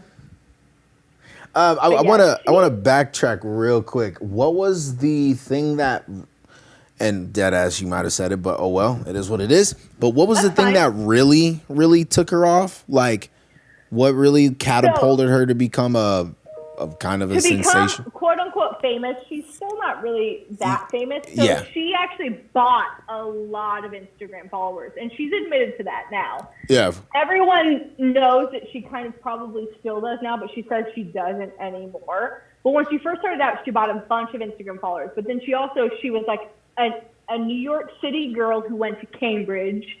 And she would post all these like whimsical photos of like, oh, this is me in these castles of Cambridge. And she said she was like, and I really capitalized, like I would set up like, what's the word I'm looking for? Like sponsored posts, and I would have them like strategy wise, like have them be aimed at people who were like really into Harry Potter or really into this or really into this. But then so she kind of had this following of like essentially teenage girls who were like, oh my gosh, look at this dream life or whatever. And then she kind of like dropped, and then she got a book deal. She used like all these Instagram followers to kind of get a book deal. And then she fell through on the book deal because she could not produce it because she was high as fuck on Adderall. And then she dropped off the She was Facebook trash. for about a year and a half. And she came back for about a month. And then after a month that she was back, she was like, I'm going to do creativity workshops. And that's where it kind of all spiraled from there. She is very like, and I say this as a white woman, she is the epitome of like the white woman you talk about who plays like this victim complex. Because anytime she doesn't do something correct and people call her out on it, she's like, like people are such haters. And it's like, well, people are hating though because they paid for something and you didn't do it. Like, it's not like people were just like, I hate this person. It's like, no, but like you didn't do your job. That's how it works. Yeah, this seems like that's been my big Corona thing has just been following that Reddit feed you just pulled up. I just follow it constantly because she is such trash. It's insane to wrap your mind around how narcissistic and dumb someone can be. Okay. Now she's made a plight into OnlyFans, so she posts OnlyFans content. So So people got to pay for it now. So I'm looking at her Instagram, and wow, this is so crazy.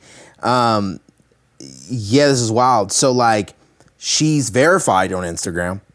She has over 715K followers. But if like, you look at her, you know how you can look up the engagement of an Instagram. Yes, totally. And so she averages maybe 15 comments a post. Yeah, no, I'm looking at it. And so what's interesting is she announced her new assistant. Yes. And I'm like, well, why do you only have 2,000 likes, but you are almost close to 1 million followers. Yeah.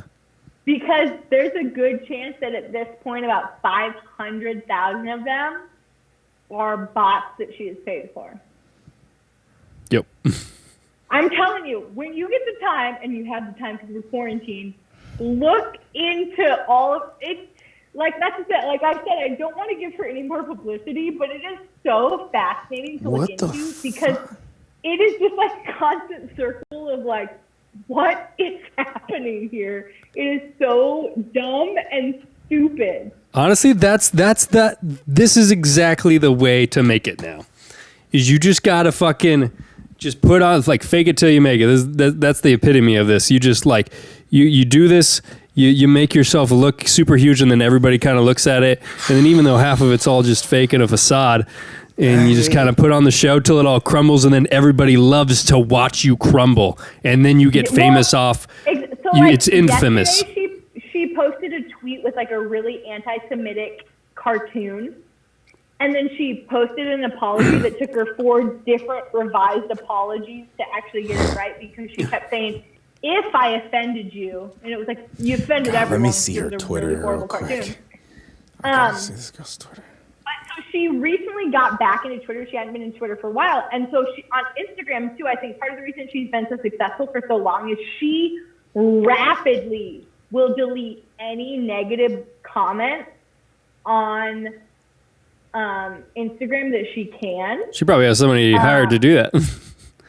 Yeah. Or a filter. Where on Twitter, so she recently got back into Twitter, and she's really struggling because she'll post things, and then there will just be 40 things about people being like, but don't forget when you said this, which was dumb, and you did this, and this was racist, and you did this, and she can't delete those.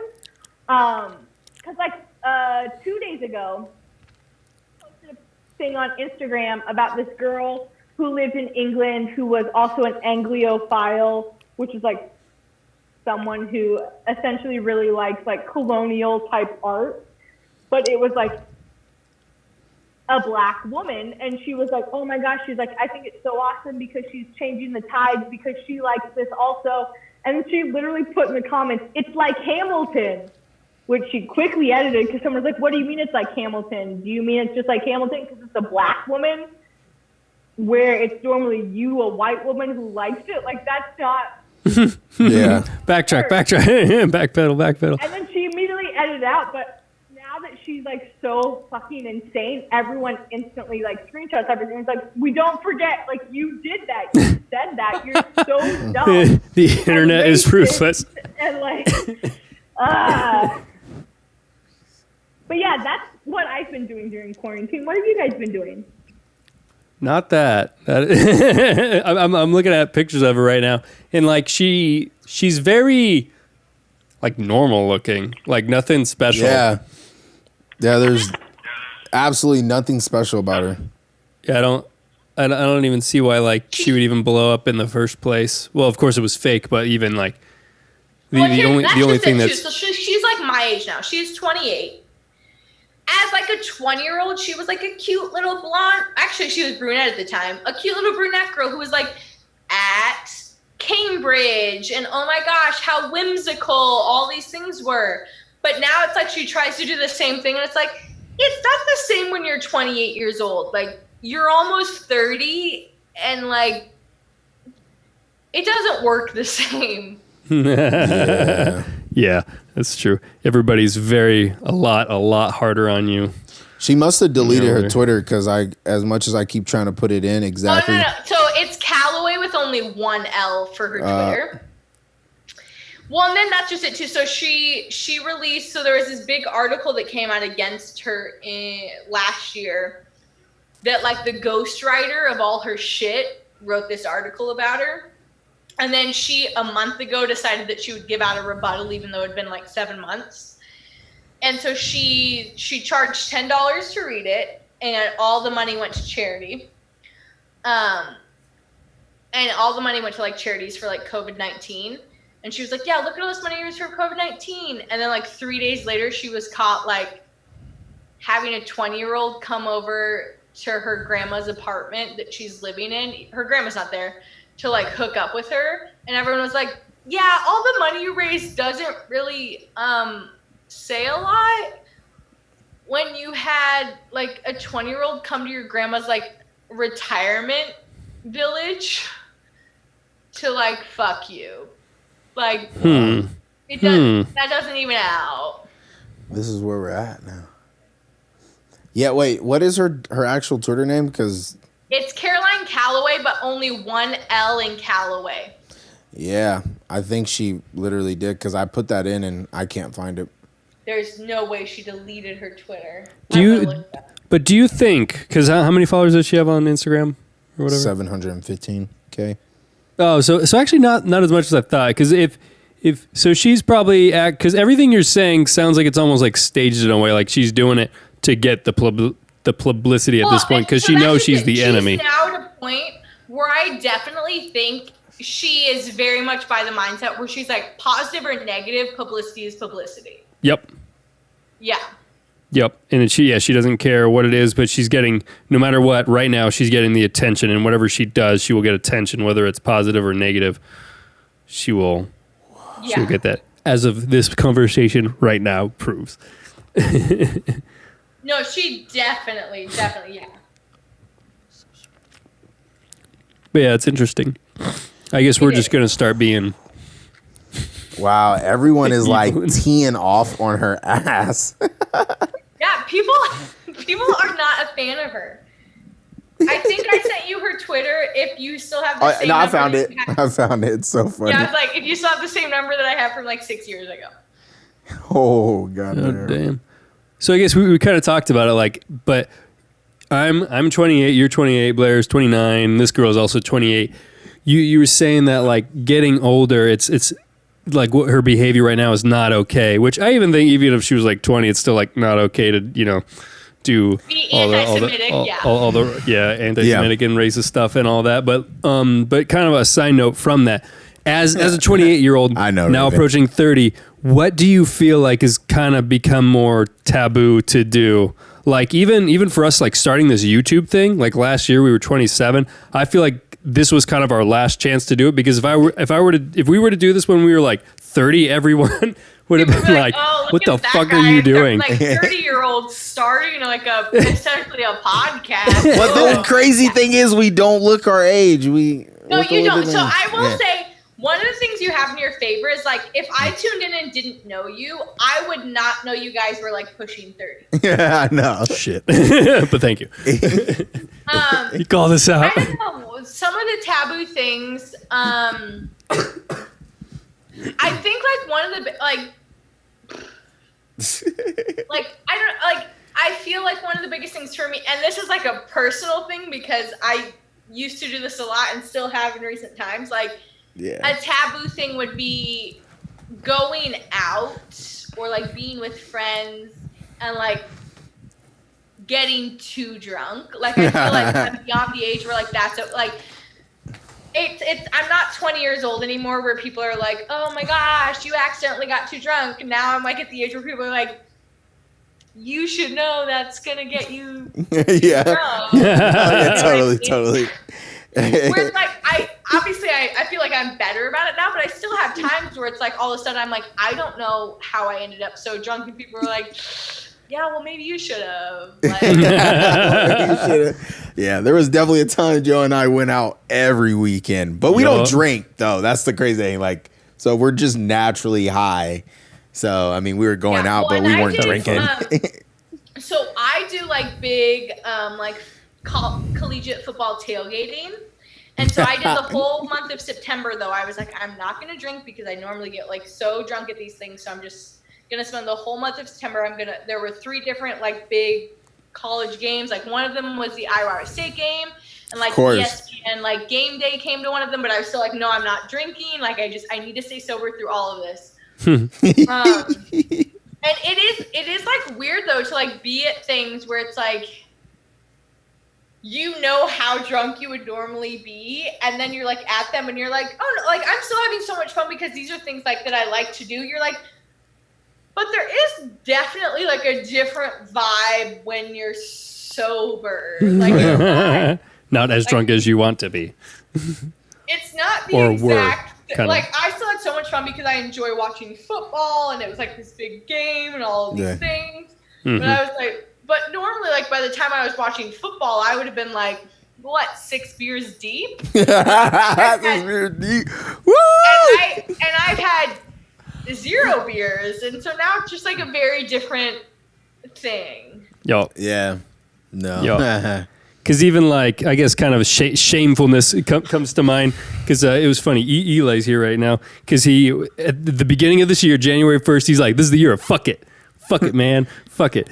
Yeah. We're talking about you. But kind of on that, I'm like, oh, that's pretty cool. And I was talking to Mike, one of my other friends. He's like, yeah, this year I'm just going to be more shameful. And I was thinking about that too. And I'm like, you know what? Yeah, like everybody, I'm getting that vibe this year, like fuck it, shamefulness, and that kind of even rolls into like when we did the on the street stuff, because that's way out of my comfort zone.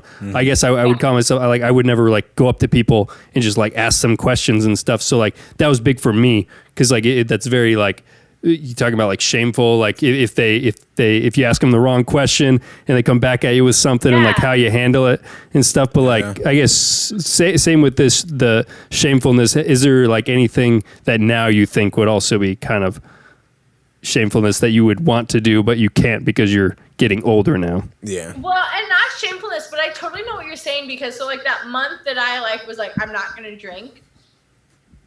Part of the reason that I feel like I get so drunk in those large situations is because I do have like a lot of social anxiety. And so the second I get into like a large group of people, I'm like, oh, maybe if I just have like one drink, it'll take the edge off. I won't feel so anxious. And then I always end up overdoing it.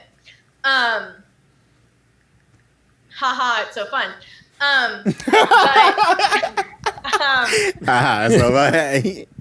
But I do, like, I feel like it's more taboo, where it's like this last year, like I went to a Christmas party that like one of my friends' families hosts every year.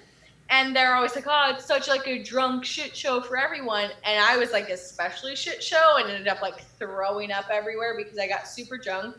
Mainly because I just like forgot to eat, because that's another thing I'm really dumb about always, is like if I go to something at like 5 o'clock, the idea of dinner just like I forget about it. And so like I ended up, but like there's that difference between like 3 years ago, I also went to that Christmas party and threw up a lot. But I was not as embarrassed as I was, where it's like this year, it's like, well, now though, like I shouldn't be doing that. Like it's different when I was like in my lower 20s and I was like throwing up everywhere. I was like, but now like I should really have my shit together. Yeah, 100%. It's crazy to hear you say that, because for me, I mean, I don't drink. I don't like do a bunch of like drugs. So like for me, it's like, well, I don't like, that doesn't come out my mouth. I'm just like, I've been doing the same thing since I was in college, just hanging out with friends and socializing and partying, but I don't need substance to get me through. So I don't have that conversation like you're having. I'm just like, my internal conversation of being like, why do you do this? I'm just like, nah, same Blair. But that's like been like a big thing, just like mental health wise too, that I really had to like over like the past 3 years really look at. Is like, if I could pinpoint all the times I got way too drunk, it literally was every time I was in a really large crowd and I got super nervous and anxious. And so I was like, I'm just so super anxious, I'm going to drink a little to maybe take the edge off. And then I always took it too far. And so though now I'm at an age where I'm like, I realize I do that. So I go into social situations and I'm like, okay. Yeah. This is going to be a large self-realization. crowd. It's going to be a little overwhelming. You're going to be okay. You're gonna be okay. It's going to be fine. Basically, we're saying, people, go ahead. If you're, under 25, do what you got to do. But know when you hit 25 or 26, once you hit 25, you're not. People will really take your faults seriously. And you're not going to be able to, you're not going to be on your parents' health insurance anymore. So until after 26. After 26, you won't be, no. Yeah. It's game over from there. So, yeah, man. I got bored, so I just came over here. Cool. Oh, what's up, Eli? Did you bring Popeyes for the rest of us? What's up, Megan? Eli, I really liked, I wasn't on Zoom last time, but I really liked your pink photos. Oh, thank you. Yeah, she definitely did say it. It's like the 17th person that said that. I should really post that. But he won't. And even if he did, he'll take it off. One day. He'll probably, his caption will be like, feeling kind of cute, might delete later. Dead ass. Didn't get enough likes. Like what? I don't know. It's going to be a surprise. Eli, what's the grossest / laziest thing you've done all of quarantine? Shit. I think I skipped out on the shower for like 3 days. That's about it. For like 3 days, that's the longest you went? 3 days, that's nothing. I don't know. Shit. That's the only thing. My quarantine's been really boring. Like, I just been hanging out with these guys the whole time. How many times on Netflix and Hulu? I feel like though that like the lazier things come in, like where you're just like, I live alone, so I'm by myself all the time. But it's like literally, I'm not gonna see anyone for like 6 weeks. So Fuck who it. cares about anything? How many times have you watched Netflix and Hulu where it's like that pops up? Continue watching. Oh, How many times have you clicked so that? many times where it's just like it's white noise at this point. Yep. I just use it as white noise. Exactly. And I heard you talking about It's Community. annoying how many times it has come up because first of all, Netflix and Hulu, y'all know we're all sitting at home watching nothing but Netflix and Hulu. Second of all, like there are a couple of times where it's literally been like 2 episodes into Netflix and they're like half-hour episodes where it's like, are you still watching? I'm like, I've only been here for like 45 minutes. Yes, I am still watching. Don't fuck with me today. I've been really into Hulu lately. Netflix has been whatever. I think I've watched everything on Netflix. Hulu has Always Sunny, which is what I've been watching a lot of lately. Yes, me too. Have you seen Outer Banks yet, Megan? Not I have yet. not watched Outer Banks yet, but I watched the trailer and I was like, "Oh, this looks so dumb. It looks perfect for me." Yeah, It I know. looks so I know. into- Every time we would watch those. So, a fun fact about Megan: when back in college, we would watch those original Disney Channel movies just because, she loves them. I think they're just so fucking funny, so fucking funny. Like Lemonade Mouth, where they like start the band. It's like the cheesiest shit ever. But it's like they have But writers where it's so like fun to watch. it's good writing, but it's so bad acting. And It was good for back then. yeah, it was good for back then, but it's just so fucking funny, Yeah. fucking funny. But yeah, no. Outer Banks definitely falls into that category, and I will watch it. I just have not yet. teenage dramedy. However, I will say, Yeah. circling back to DCOM movies, the Jonas Brothers came back last year, Yep. and it changed my life for the best. They're pretty dope. Will Camp Rock 3 happen? Probably not, but like, would I be mad if it did? No, I wouldn't. Probably won't. It's been too long. It won't, because they've really burned their bridges with Disney. They've spoke out a lot about how much they hated working for Disney. Yeah. But Because even High School Musical 3 came out, and when Vanessa Hudgens did all those naked photos, but they still put it out. yes, It's my let- favorite yeah. joke they ever made about Vanessa Hudgens' naked photos is when, because she had this single called "Sneaker Night," which is like one of the worst songs of all time. And I they used to- said, I they remember did that not- song. Yes. They did not fire Vanessa Hudgens for her naked photos. Instead, they made her sing "Sneaker Night." That's You know what? fucking awesome. I kind of like that song. Like at first, I was like, "This is a stupid ass song," and then I sang it to make fun of it every day. Basically, what we gonna do is dance. Like be at the mall, just. Are you Phones on. ready? Have you eaten? That's a real line. And Yeah, like I would walk into like finish line and be like, just start singing. Basically, what we're gonna do is dance, and everybody just look at me. I'm like, "Fuck it, sneaker night." Sneaker night. Y'all don't understand. Good night. There's certain songs where I don't like it, but I will It's sing catchy. it to make fun of it. Yeah, And that no, was one some of it. songs are catchy enough that you can look past how much they suck. Yeah. Real thing. That's how I eventually got around to Call Me Maybe.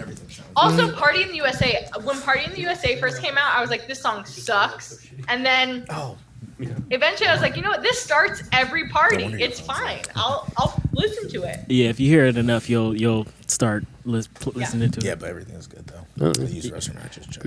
Yeah. Blair, do you have some Taco Bell tonight? Yeah, that was earlier. T-Bell. I was like, Oh, I'm gonna this grab a whole- Baja Blast. I got one. This whole entire conversation, I was just like, I was actually about 20 minutes in, I was subconsciously waiting for Eli to come on. But for some reason, like if you were here, he was literally just sitting there. And I was just like, damn, I just kind of want him to come on now. So I can go use the restroom. And should have texted me. honestly, like he's lucky he came on because I was gonna be like, yeah, Joe, I think we can like go. But then he came on, I was like, well, all right, never mind. Like we'll You know we'll what? go for I a little bit. apologize. I can be very captivating when I speak, and time just flies. You know. I was gonna come in, but y'all was in a deep conversation. I was like, Oh well, yeah, no, hey, what is know. that? anything about What's underneath that? that's Is that the half-eaten ones? they're all half eaten. I looked at like someone took a God bite damn. in every one. Half eaten what? Krispy Kreme. here, I'll put this on the camera for you. Oh, don't eat Krispy Kreme in front of me. I'm so jealous.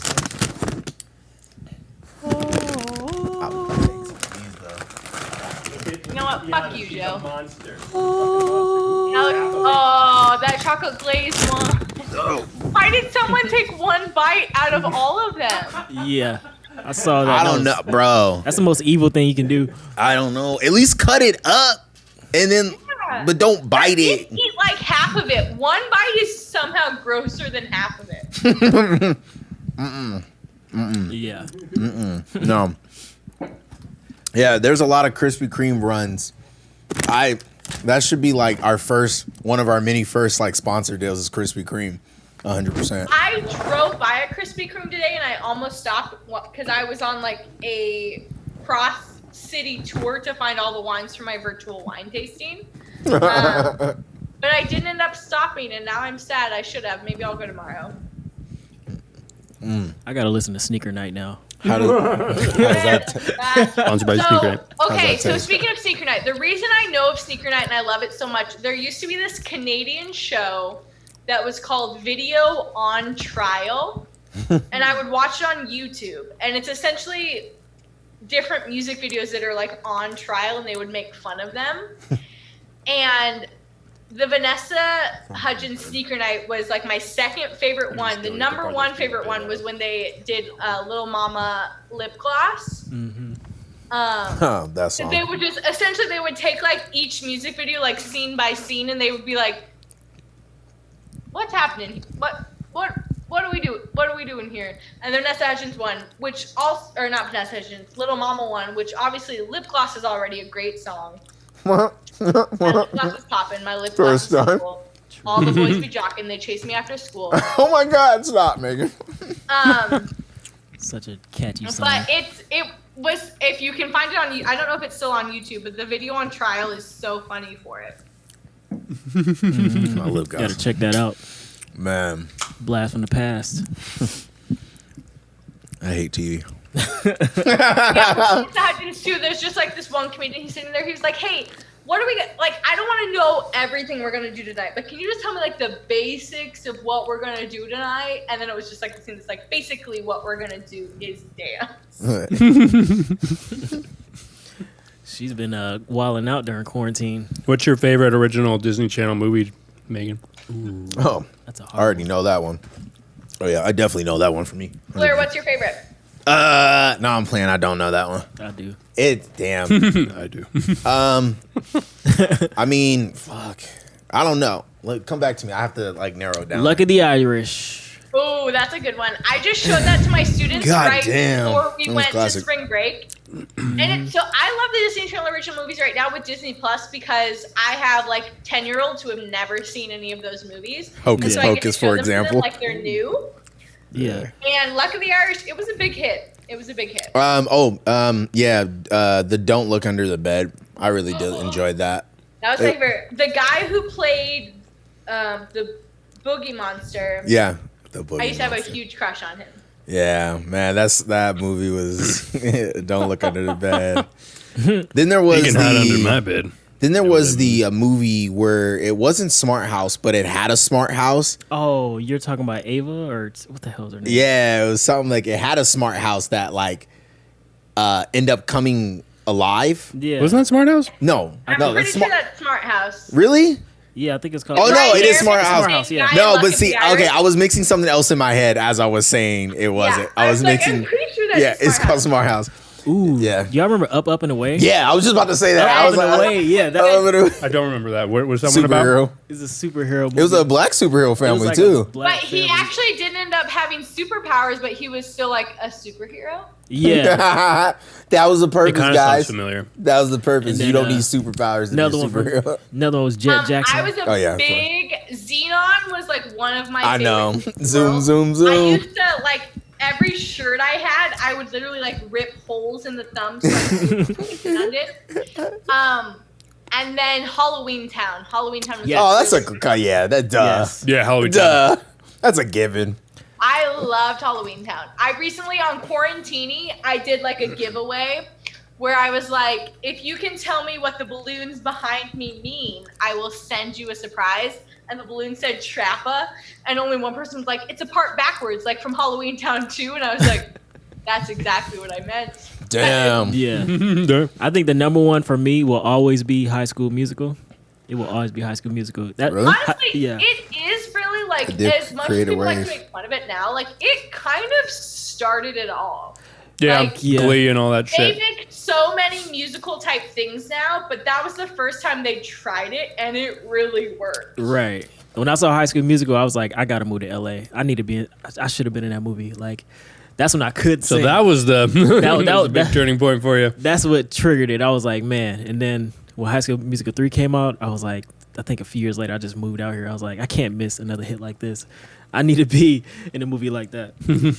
When High School Musical 3 came out, it was literally my senior year of high school, which is High School Musical 3 senior year. And we all went at like midnight, and I remember just being like, this is it. This is what the rest of our lives will be like too. And then I was like, no, it's not. It was so emotional.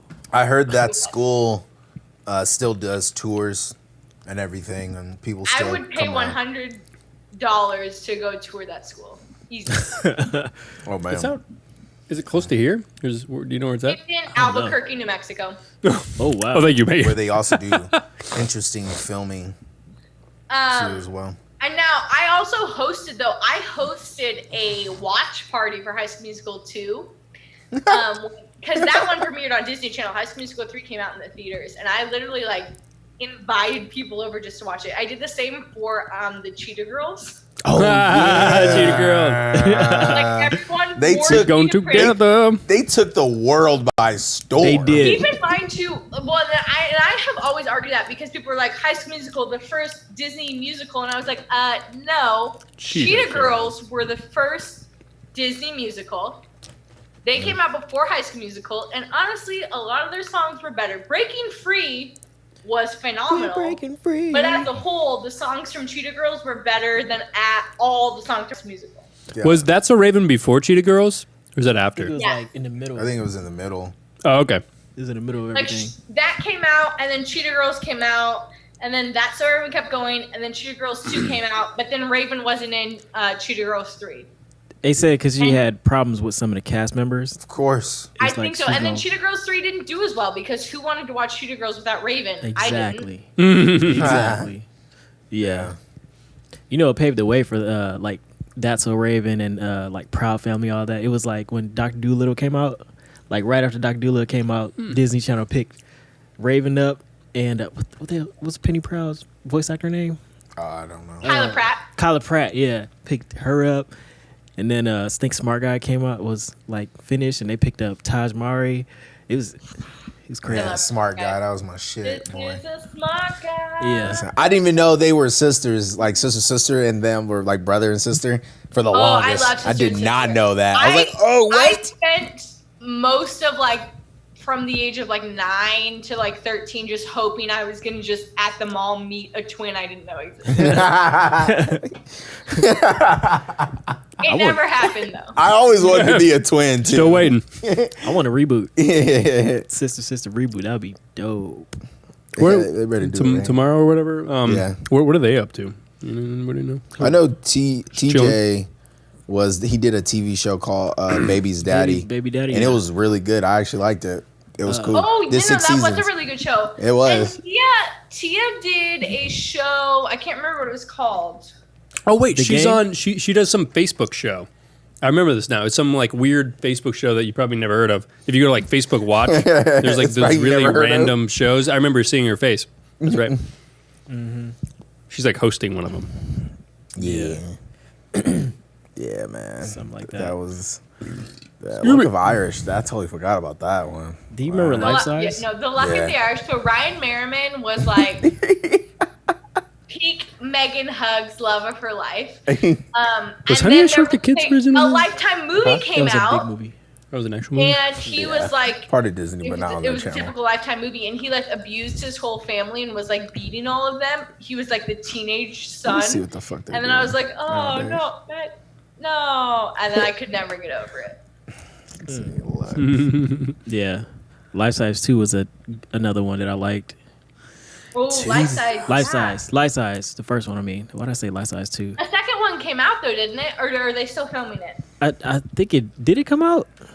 Oh, I think they did. It did come out, and it just did really, really bad. Cause she was like rapping or something like that. Rapping. Well, it did. It came out in 2018. Yeah. But also, like, Lindsay Lohan wasn't in it. Like, I love Tyra Banks, and obviously she was Eve, but, like, Man. they didn't get the whole cast back together. They should have just waited. It has Yeah, he 4.8 wasn't out of Final 10 stars. Destination. Yeah. Oh man, Tyra Banks is like he rapping. also started. He was the star of Smart House too. Or how about this? Okay, Megan, what is the worst original Disney Channel movie you've ever seen? Frenemies. Frenemies. I don't think I've seen that one. Frenemies. No, you have, Joe. We watched it. Do you remember the one where we said the skateboarding dog was the best actor of the whole movie? Okay, yeah, this all came back. that was Frenemies. Oh, Jesus. Oh my gosh, I can't remember. What was it? They were all good to Frenemies me. starred Zendaya, who obviously was great because she's great and everything. And then also Bella Thorne, who also just sucks and everything. Oh, yeah, she was in that. Oh And yeah! it was Wow. like Now 3 she's to like. 4 different stories of friendships, and it just was bad. It was bad. I can't even remember a bad Disney Channel movie. Except for like was Get a Clue bad? Get a Clue was good. Get a clue. I Oh liked my. Get a clue. There's Oh nothing my- you can do. That song. I remember listening to that song on fucking Wake up, repeat. who knew? It's me, it's you. Get a clue. Yeah! Holy fuck! Because like I had those Opened up some memories. I had those MP3 players, and like there's maybe 12 songs on it, and then that was one of them. Yeah. Holy Get a fuck! Clue. I just opened up a. And Wow. like, I gotta listen to this. Bug Hall, I think it was the first thing Bug Hall did since Little Rascals. Yeah. Wow. Brenda Song, and there was somebody else, but it was a good one. Do you remember the movie Macintosh? No, Macintosh. It was about the kid that got all this money, and he moved into like a big, huge like mansion. And one scene in particular that most people remember is that the big trash can full of like ice cream. I remember like Richie Rich Yeah, no, it's not. or Blank Check. Blank Check was one of my favorites. That wasn't Disney Channel; it was just like a random movie. But Let me hold on. Joe's listening to it. Let me see. I think The I Get a Clue theme I song. might get be. a clue. I used to sing that all the time. Yeah, no, Who knew? it is Blank You get a Check, but the clue. character name was Macintosh in the movie. Yeah. Yeah, and it wasn't. It's sounds a like Disney. Blank It's a Check, Disney where, like, movie. The kid finds a blank check and just fills out for however much he wants, and somehow it works. Yeah, and it worked. And that's where he Yeah. moved into, like, he had a big house. Yeah, Yeah. Blank Check. That's what it is. You get a clue. Holy shit, man. So if you're gonna play Lindsay Lohan's top hits, can you also play Rumors? Lizzie McGuire. Oh, Man, music. because there was an animated thing to this, right? There was an animated Yeah. video to Yeah. this one. Yeah, I remember that. Okay. Holy shit. Also, Lizzie McGuire, I loved. I'm very sad that the reboot has been canceled. Is it officially canceled? Well, it's been pulled because Disney Plus said that they didn't want to shoot it anymore, It's mainly, and then Hillary Duff Too was adult like, or something. yeah, Hillary Duff was like, well, it's not realistic that you're going to shoot Lizzie McGuire as a 30-year-old, and, like, she needs to be acting like a 30-year-old, and then nothing's really been said since then. Mm-hmm. But there is, like, a Disney Plus movie that ended up being moved to Hulu, so, like, people are hoping that that's going to happen for the Lizzie It McGuire needs thing. to. I think it was the Love, Simon movie, because God forbid Disney, like, outright do anything gay. But Moving this to Hulu. Disney, get out that yeah. We have a brand to keep. bubble. Yeah, they need to get out that bubble. Like, people are growing up. But I Hey, guess man, they little own kids now. Hulu, so it's like So they gotta push moved everything on over to there. Hulu, and so the show hasn't came out yet, so I don't know what's actually in the show. Like, they've had Disney Channel shows where it's been like a big deal where they've like had a character come out as gay. So I don't know why then Love, Simon was like they drew a line with that. So I don't know what happens in that show that they decided they couldn't actually keep it on Disney Plus. Yeah. I don't know. We'll see. I keep up with a lot of Disney stuff, so. Oh yeah, I know. Yes, this we do know. Same. This is I where I used to get work most of my for them, Disney news. so. Yes, you used to work for them. This is very true. You definitely used to work with them. Yeah, I think all the bad Disney Channel movies are the ones that's coming out like now. Yeah. Disney Channel movies now suck ass. Like I'm looking at What's the most newest one? Or I guess they're all on Disney Plus. Yeah. I think so. Yeah, I think the ones that are doing good right now is just Descendants. Descendants 1, 2, 3. How was that new High School Musical, the musical? I haven't watched it. I Haven't. can't bring myself Really? to do it. I haven't Megan, out of anyone I would know to maybe watch that, like first things first, would be you. I know. Maybe you know what? I'll put it on my list. Maybe I'll watch it tomorrow. So here's the thing. So I knew when High School Musical 3 came out, they made a big announcement that they were going to make a High School Musical 4, and it was going to be a new generation. And it was going to be like some of those like lesser characters, like the younger characters in High School Musical 3. They like introduced them essentially to like take over High School Musical in High School Musical 4. And then High School Musical 4 was entirely scratched. And then like it's like what 6 years later they decided to make this show, and I just now as a 28-year-old, it's like I can watch High School Musical 1 now, and obviously those people are like 16. It's like I love this movie. But as a 28-year-old now watching fresh 16 to 17-year-olds singing High School like and being High School Musical, it's like a little different. Like I don't know if I can like it as much as I want to. Yeah, I get that. Interesting. Yeah. I get that. So High School Musical 4 is gonna be like Saved by the Bell reboot. Is that? Because it was going to be the really awful British girl from High School Musical 3 and then Rocket Man from High School Musical 3. They were going to be like the main characters. Oh, okay. Because I know. And then they just were like, that's not going to work, and they scratched it all. Because I know the Saved by the Right, Bell fuck reboot. this. They brought back Mario Lopez, and he's like a coach now, and they brought like 4 or 5 people. Yeah, Xavier's Yeah. on that show. Yeah. Which show? Saved by the Bell. Saved by the Bell, the reboot. I was supposed to be on that The show reboot. like twice, but I guess I wasn't too good looking enough. Yeah. Speaking of reboots, the Parks and Rec reboot comes out Tomorrow. tomorrow. Is Yep. it a reboot, or are they just talking It's on a Zoom? quick It's not a reboot. special. They're doing one special episode just tomorrow. Are they going to be together, or are they going to be on Zoom, though? It's got to be on Zoom. It's That- Zoom. They filmed it all on Zoom. That don't count. But I love that show so much. I would I'll watch watch it. anything that they do. Yeah, I'll watch The it, too. original writers are writing for it, so Yeah, whatever they did, wrote it's it going to be. all. Yeah. The office has 24 hours to respond. Has there? Okay, You know what? I do have a Parks question. and Rec is better than The Office. I do. said it. I do have a question to ask everybody. So Joe just said that the original writers are writing it, so it's going to be good, which is saying that they're not going to fuck it up. So, Yeah. what my question is: has anyone, take your turn, everyone? Like, don't talk over everyone. So, question for you three to ask: has there ever been a show that you guys have watched where the original writers started off and then they left and came back, and did they do what they did when they first started, or did they go far never left mind. I think that where was you the were? question. So who wants to go? Okay, for me, because this is exactly what happened in Community. Dan Harmon was there for 3 seasons, the best fucking seasons ever. He got like Perfect fired or let seasons go. of TV. The what? Perfect seasons of TV. Yeah, perfect seasons of TV. Season 4, he got fired or let go. Came back like halfway through season 4, and then like season 5, and then kept through it until season 6. And it definitely, season 4 was like the worst, but then it definitely got better. Like you knew his style and how he like put together the show. It's like it was kind of night and day. You could tell the quality that he brought. So at least, I mean, and there are different ones, but like that's the best example I have where it's like he definitely like when you miss a key component of a person, that's when it goes a little bit downhill. What about you, Megan?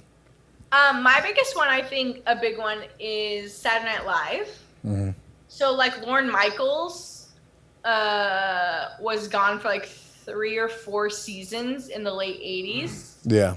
And then like came back in the early 90s, which is when you see like the resurgence of like Adam Sandler, Chris Farley.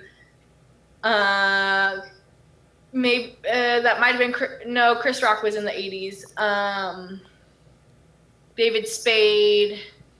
But there was but again, I think you can see where it's like that show always, though, I think it's harder to see because it ebbs and flows like per season. Yeah. but there is definitely like a 3 to 4 year like stature where you can see where it didn't work as well. Like within that 4 years, I think that was within the 4 years that like Julie Louis-Dreyfus was like a cast member who is like now she's won like 6 Emmys for like her comedic roles. But like during that time just like crashed and burned like crazy. And I think it's just like the person in charge knowing where and when to put people. I think you see a lot of that. Mm-hmm. There was another show I had in mind. Now I can't think of what it was. There's a show for me that I really liked, and when it came out, it broke records, and they even like ABC even like made a quick announcement about how it broke records. It was Heroes. Heroes season 1 first came out, it had the record for the most viewed show ever, and like ABC like made an announcement even during during one of the commercial breaks, was like, we want to congratulate for breaking a record. And second season they changed the whole writers and all that, and then the original writers from the first one came back for the last 4, but whatever those original writers did in the first season did not transition in the third and fourth. So like for me, where Joe was like, oh, the original writers are back, it's going to be good. That wasn't the case for me. It also depends on the cast too. That wasn't the case, like the writing I think per se. The difference with Community too was like Dan Harmon, like he did some writing for Community, but he was also just like the creator and overlord of Community. Mm-hmm. So I think that's different too, whereas like opposed to just writing, he had control over everything. So like you could really, I feel like you can feel that absence a little more than just within writing. Yeah. What about you, Eli? I would say some of the writers from SpongeBob SquarePants. The original writers. Yeah. A lot of the original writers stayed for like 3-4 seasons, and then they left and went to like Billy and Mandy, and the shows that were good, like Billy and Mandy, I remember that Courage show. Cali Dog. Ooh, that's a classic. There was another one, Adventure Time. Like and then they tried to come back after they left. SpongeBob kind of fell off a little bit, and then some of them tried to come back, but it wasn't really the same and stuff like that. Oh, it wasn't the same. Yeah. Okay. And it's a lot of the writers a lot of the shows that you like that we used to like back then, all had the same writers. Yeah. And everything. That's true. Yeah, like Johnny Bravo back then. Butch Hartman, the dude that created Fairly Odd Parents, they were writers for it, and the dude that created Family Guy, what's his name? Seth MacFarlane. Seth MacFarlane, yeah, they wrote it for it, and then they left, and then that's when Johnny Bravo fell off.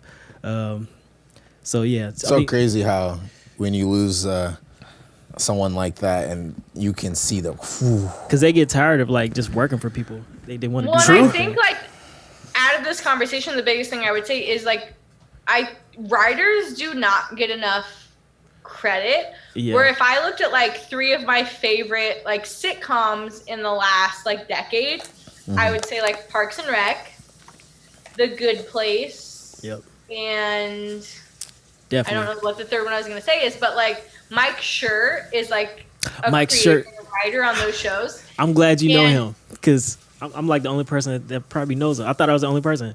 Yeah, Mike Schur. And as soon as I see his name on anything, I'm like, I know I'm going to love it. He is so great as a writer, and I feel like writers don't get enough credit because it's like, here's the deal. As someone who came out of like studying theater in college and did acting, obviously like I felt like I did a good job, whatever. But like you're only as good as like the words that are written for you. True. There's not enough credit, I feel like, given to like Mike Schur, like all of the people in his shows, Parks and Rec, The Good Place. He did some work on The Office. I don't think he was like on The Office the entire time. It's like all those shows are funny and those actors are funny, but half the things that were written that were so funny were like by not those actors that we give so much credit for being so funny, it's by those writers who just like have that great mind and are able to make those great jokes. Yeah. Um, Mike Shirk, he's a genius. oh my gosh. Look, The Good writers Place- are just actors that just don't want to be on the screen. Well, Yeah. and The Good Place is like one of those shows. I have a lot of like The Good Place. acclimates to for any show that is like really, really funny, but is also really, really good at. Now, I don't want to say like at making me cry, but like it's really, really good at like making you. It's deep. It's very deep. It's Yeah, it, it can be it hits deep all the and funny. emotions. Like All of the admittedly, emotions. So I Dun, think dun, dun, dun. one of the greatest shows in the last decade, Schitt's Creek. Schitt's Creek is so. I do love that show. Okay. So unbelievably funny. Does he write for that show? No, he doesn't. No, he doesn't. Okay. I segued. So funny. But I can watch an episode of that show and I can be laughing and then crying and then laughing and then crying, and it's all like it's just so good no matter what. It's a good show. Yeah. He also worked for Brooklyn Nine-Nine and Master of None. Yes, Brooklyn Nine-Nine. That's the other one I was thinking of, and I love Brooklyn Nine-Nine. Yep. Yeah. Mainly because I love Andy Samberg, but I love it I know. nonetheless. And even like it got canceled and then picked back up and then transferred over to NBC Universal. NBC. It's better Which, now. like- I think it's better. It is, which Yeah. worked better. So it was on Fox, and then it moved to NBC, which NBC was already where Mike Schur had done Parks and Rec, and The Good Place, and The Office. So like it just made more sense there anyway. Yep. Exactly. Yeah. I love Mike Shirk. Oh, And had a dog Andy in the back. Samberg being on Saturday Night Live had already been on NBC anyways too, so it just worked. Didn't he write for Saturday Night Live too? Mike Shirk? Yeah, he did, because he wrote with Seth Meyers. I think he worked with John Mulaney too. Yeah. That's Emily. got to be a lot of pressure writing for Saturday Night Live. You have to like come up with shit every week. I know, Improv. Because I think about that, like we were talking about earlier, Eli, before you were on, because I do like a daily Instagram thing where I like create a drink every day of quarantine. Mm-hmm. And I was like, and every day I'm like, what the fuck am I gonna do? I don't, fuck I don't am I know what gonna I'm gonna do or what jokes I'm gonna make. I can't imagine every week being like on national television, your jokes are gonna be played. You need to have fresh jokes every week. I'd be like, I have literally nothing. Like I have nothing to offer you. Yeah. I mean, I could Yep. probably Anyone do it. that does stand up or Saturday Night Live stuff. Yeah. What if you think though, if you do stand up, Improv. you like make a created set, and you usually do that then for like the next 8 to 9 months. Yeah. But then it can also accidentally get fucked up in the process. Well, yes, but like Midway. Saturday Night Live, like you literally are. It's like every week, it's like, hey, we have this person hosting who does nothing that's funny.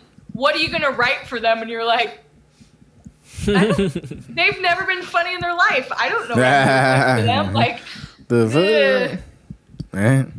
Yeah. Yeah, and some people literally just can't do improv. I'm sorry. no, they can't. Yeah, the improv is not for everybody. I need to practice my improv. It's getting a little Like- Like improv gets like a bad rap where people are like, LOL, someone invited me to their improv show, and it's like, but do you know how hard improv is? Like, Yep.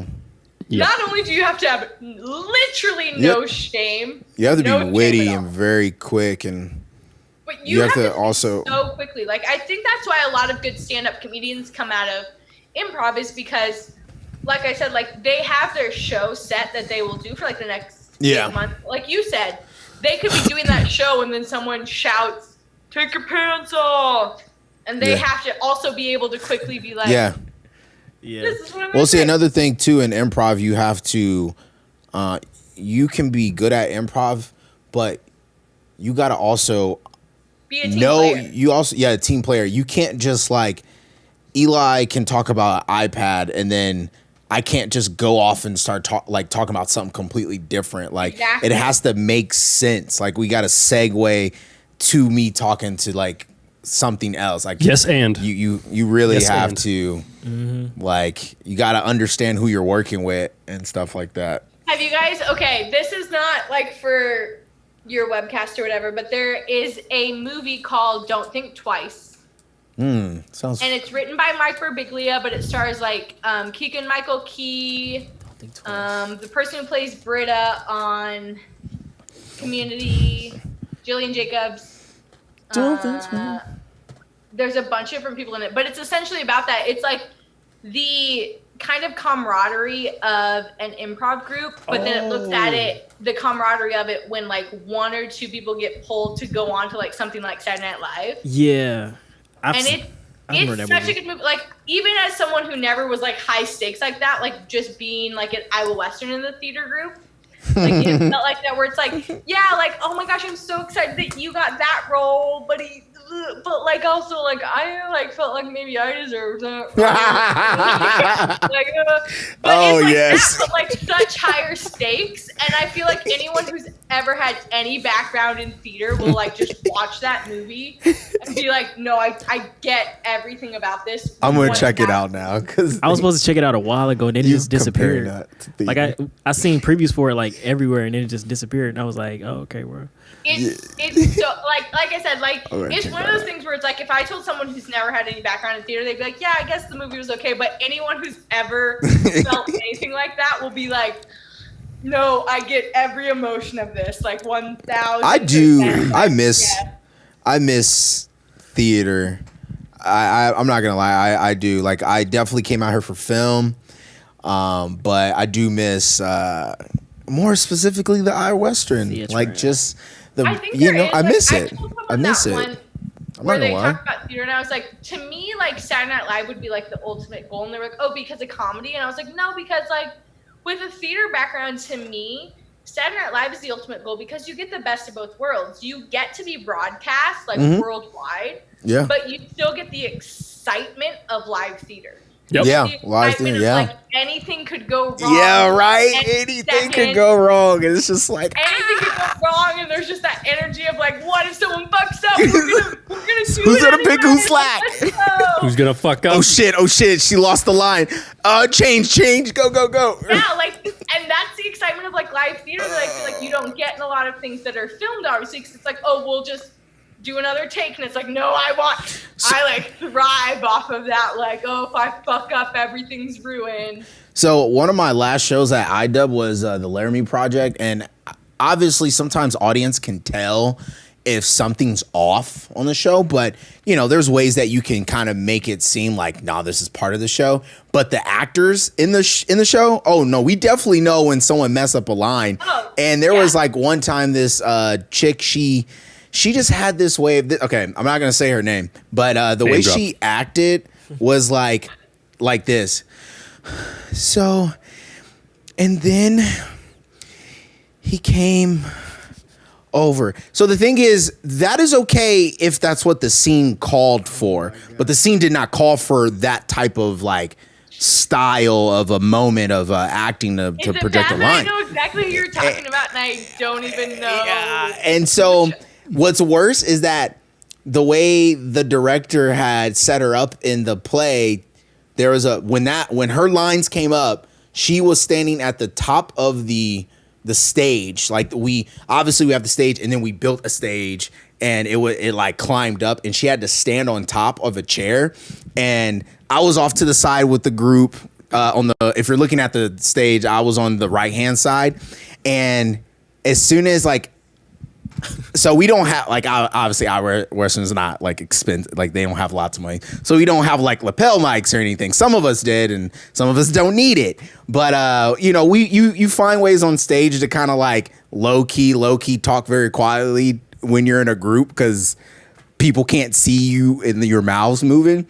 So I was like whispering to someone's ear, like, "Oh God, here it comes!" Like I wonder if she does it, and she started doing it, and then. She like forgot her line. So all she was doing was like, and we're just like, oh no. She sounds like Stevie. Someone. And then luckily the actor that was with her, like just added some bullshit line and was like, you know what? It's okay. I'll come back and talk to you. And then he went into his line, and and we're just like, yes, that's my boy. That's whoa, like you don't. That's my boy. She sounded like Stevie from Malcolm in the Middle. Oh yeah, bro. It was the black dude. Yeah. So like one of my favorite people of all time is Bill Hader. I think he's so funny. Bill Hader, have you seen Barry? He has like crippling anxiety, and he's talked about like on podcasts since he was on Saturday Night Live that there was seen one that. time that like his like anxiety was so bad he literally like blacked out.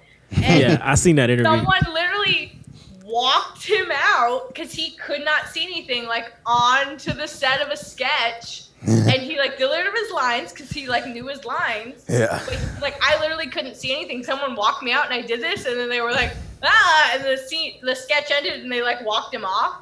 And I was like, but oh god, that's live theater, baby. Like you just like that person's gotta be out there. We're gonna get him out there. Here we go. That's the show, baby. It's the show Yeah. business. He said he gets anxiety every time he did a live show, but then he would quickly get over it because, you know, it's his job and stuff like that. Yeah, I gotta do it. Man. He says he quickly, I forgot the reason why he quickly gets over it, but he trains himself to quickly get over it because this is what he does every night.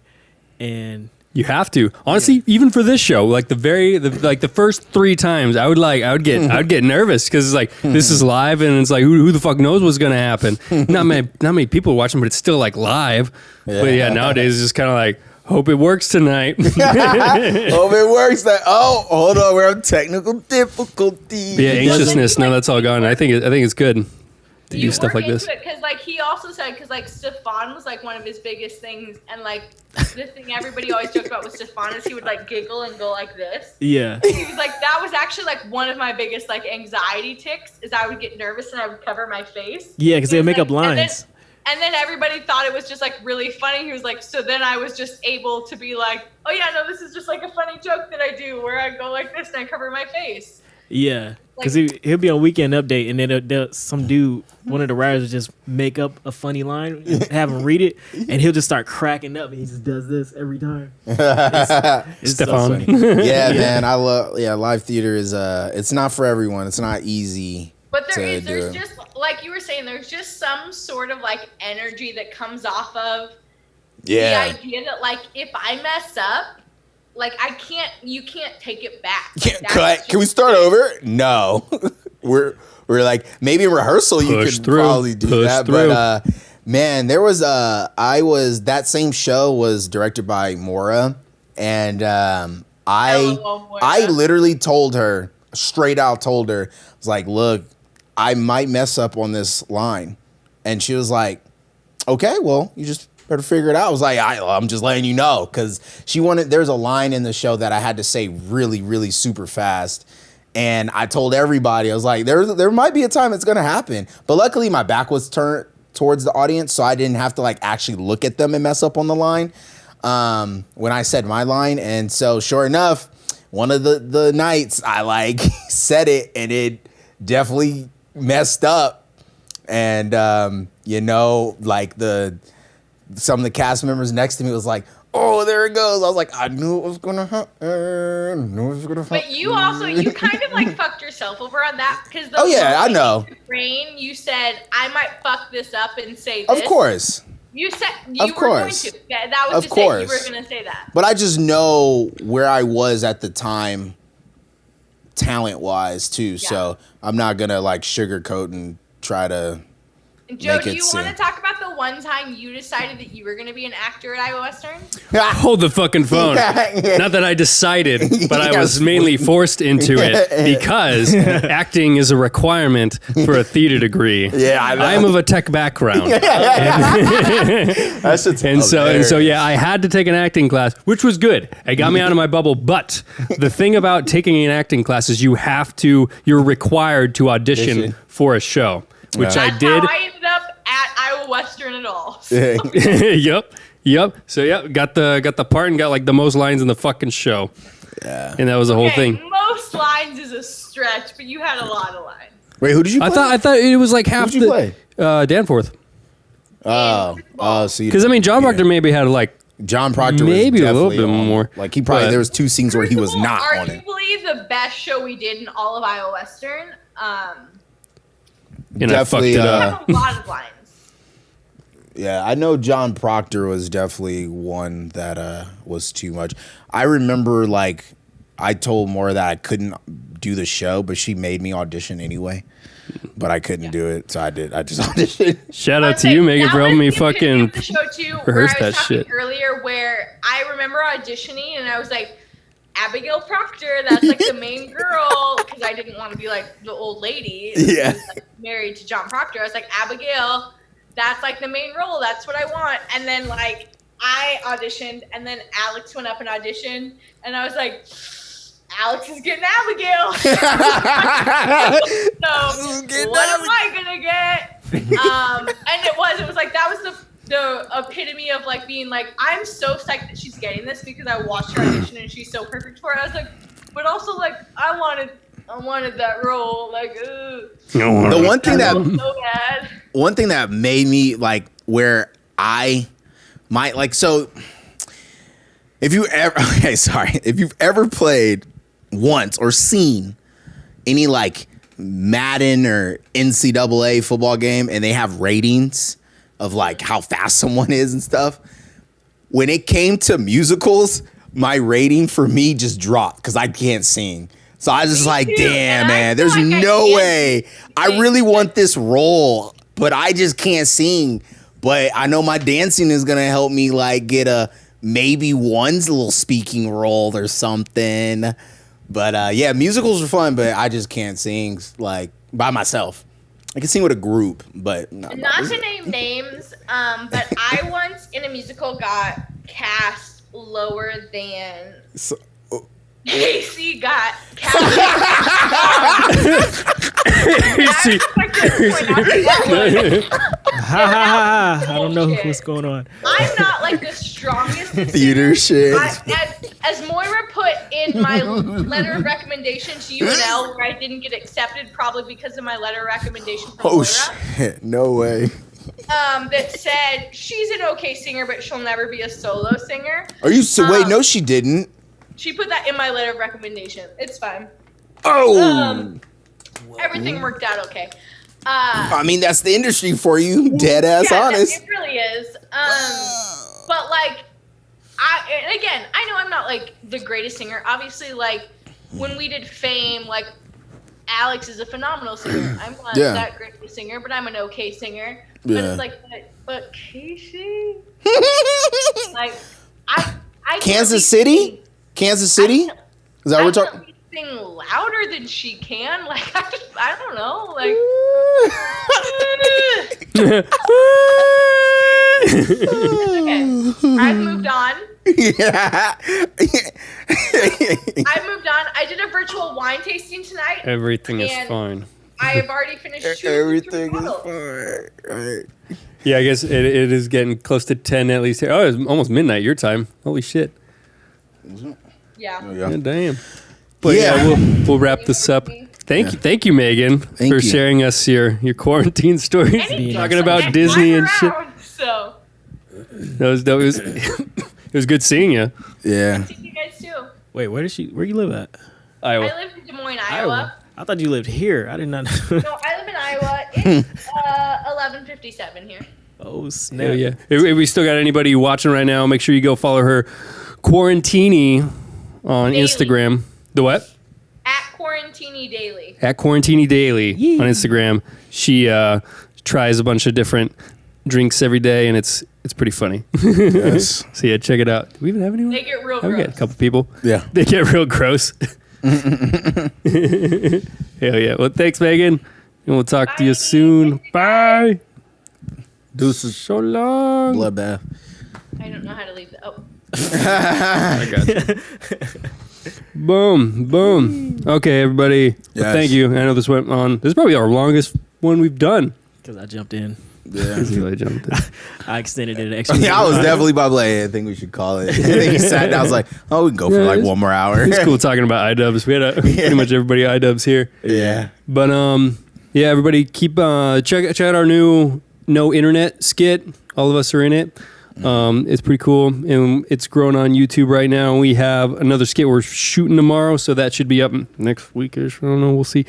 But check out our live shows every Wednesday, 8 o'clock Pacific Standard Time. Hey, you got anything? remember what she said about Caroline Calloway? That she piece of She shit. sets herself up when she gives dates. She what? Sets herself up when she gives dates. Yeah, you're right. be careful not to- Setting up the fail, but one I thing you know, can we're count not- us on are these live streams. we win. That's why I said next week sometime. They take a while to do, but when they do, I think we pull them up pretty good. Yeah, I'd Dice, say. by the way, actually said that he A plus. posting them, and he said he really liked your work, Oh hell yeah, editing and Hell stuff like yeah. that. So We're getting better. yes, And we're gonna keep them coming. Yes, indeed. And if you guys got anything that you want us to do, any concept wise, send them our way. But until next time, peace, guys. Oh shit, is this button not working? that last part.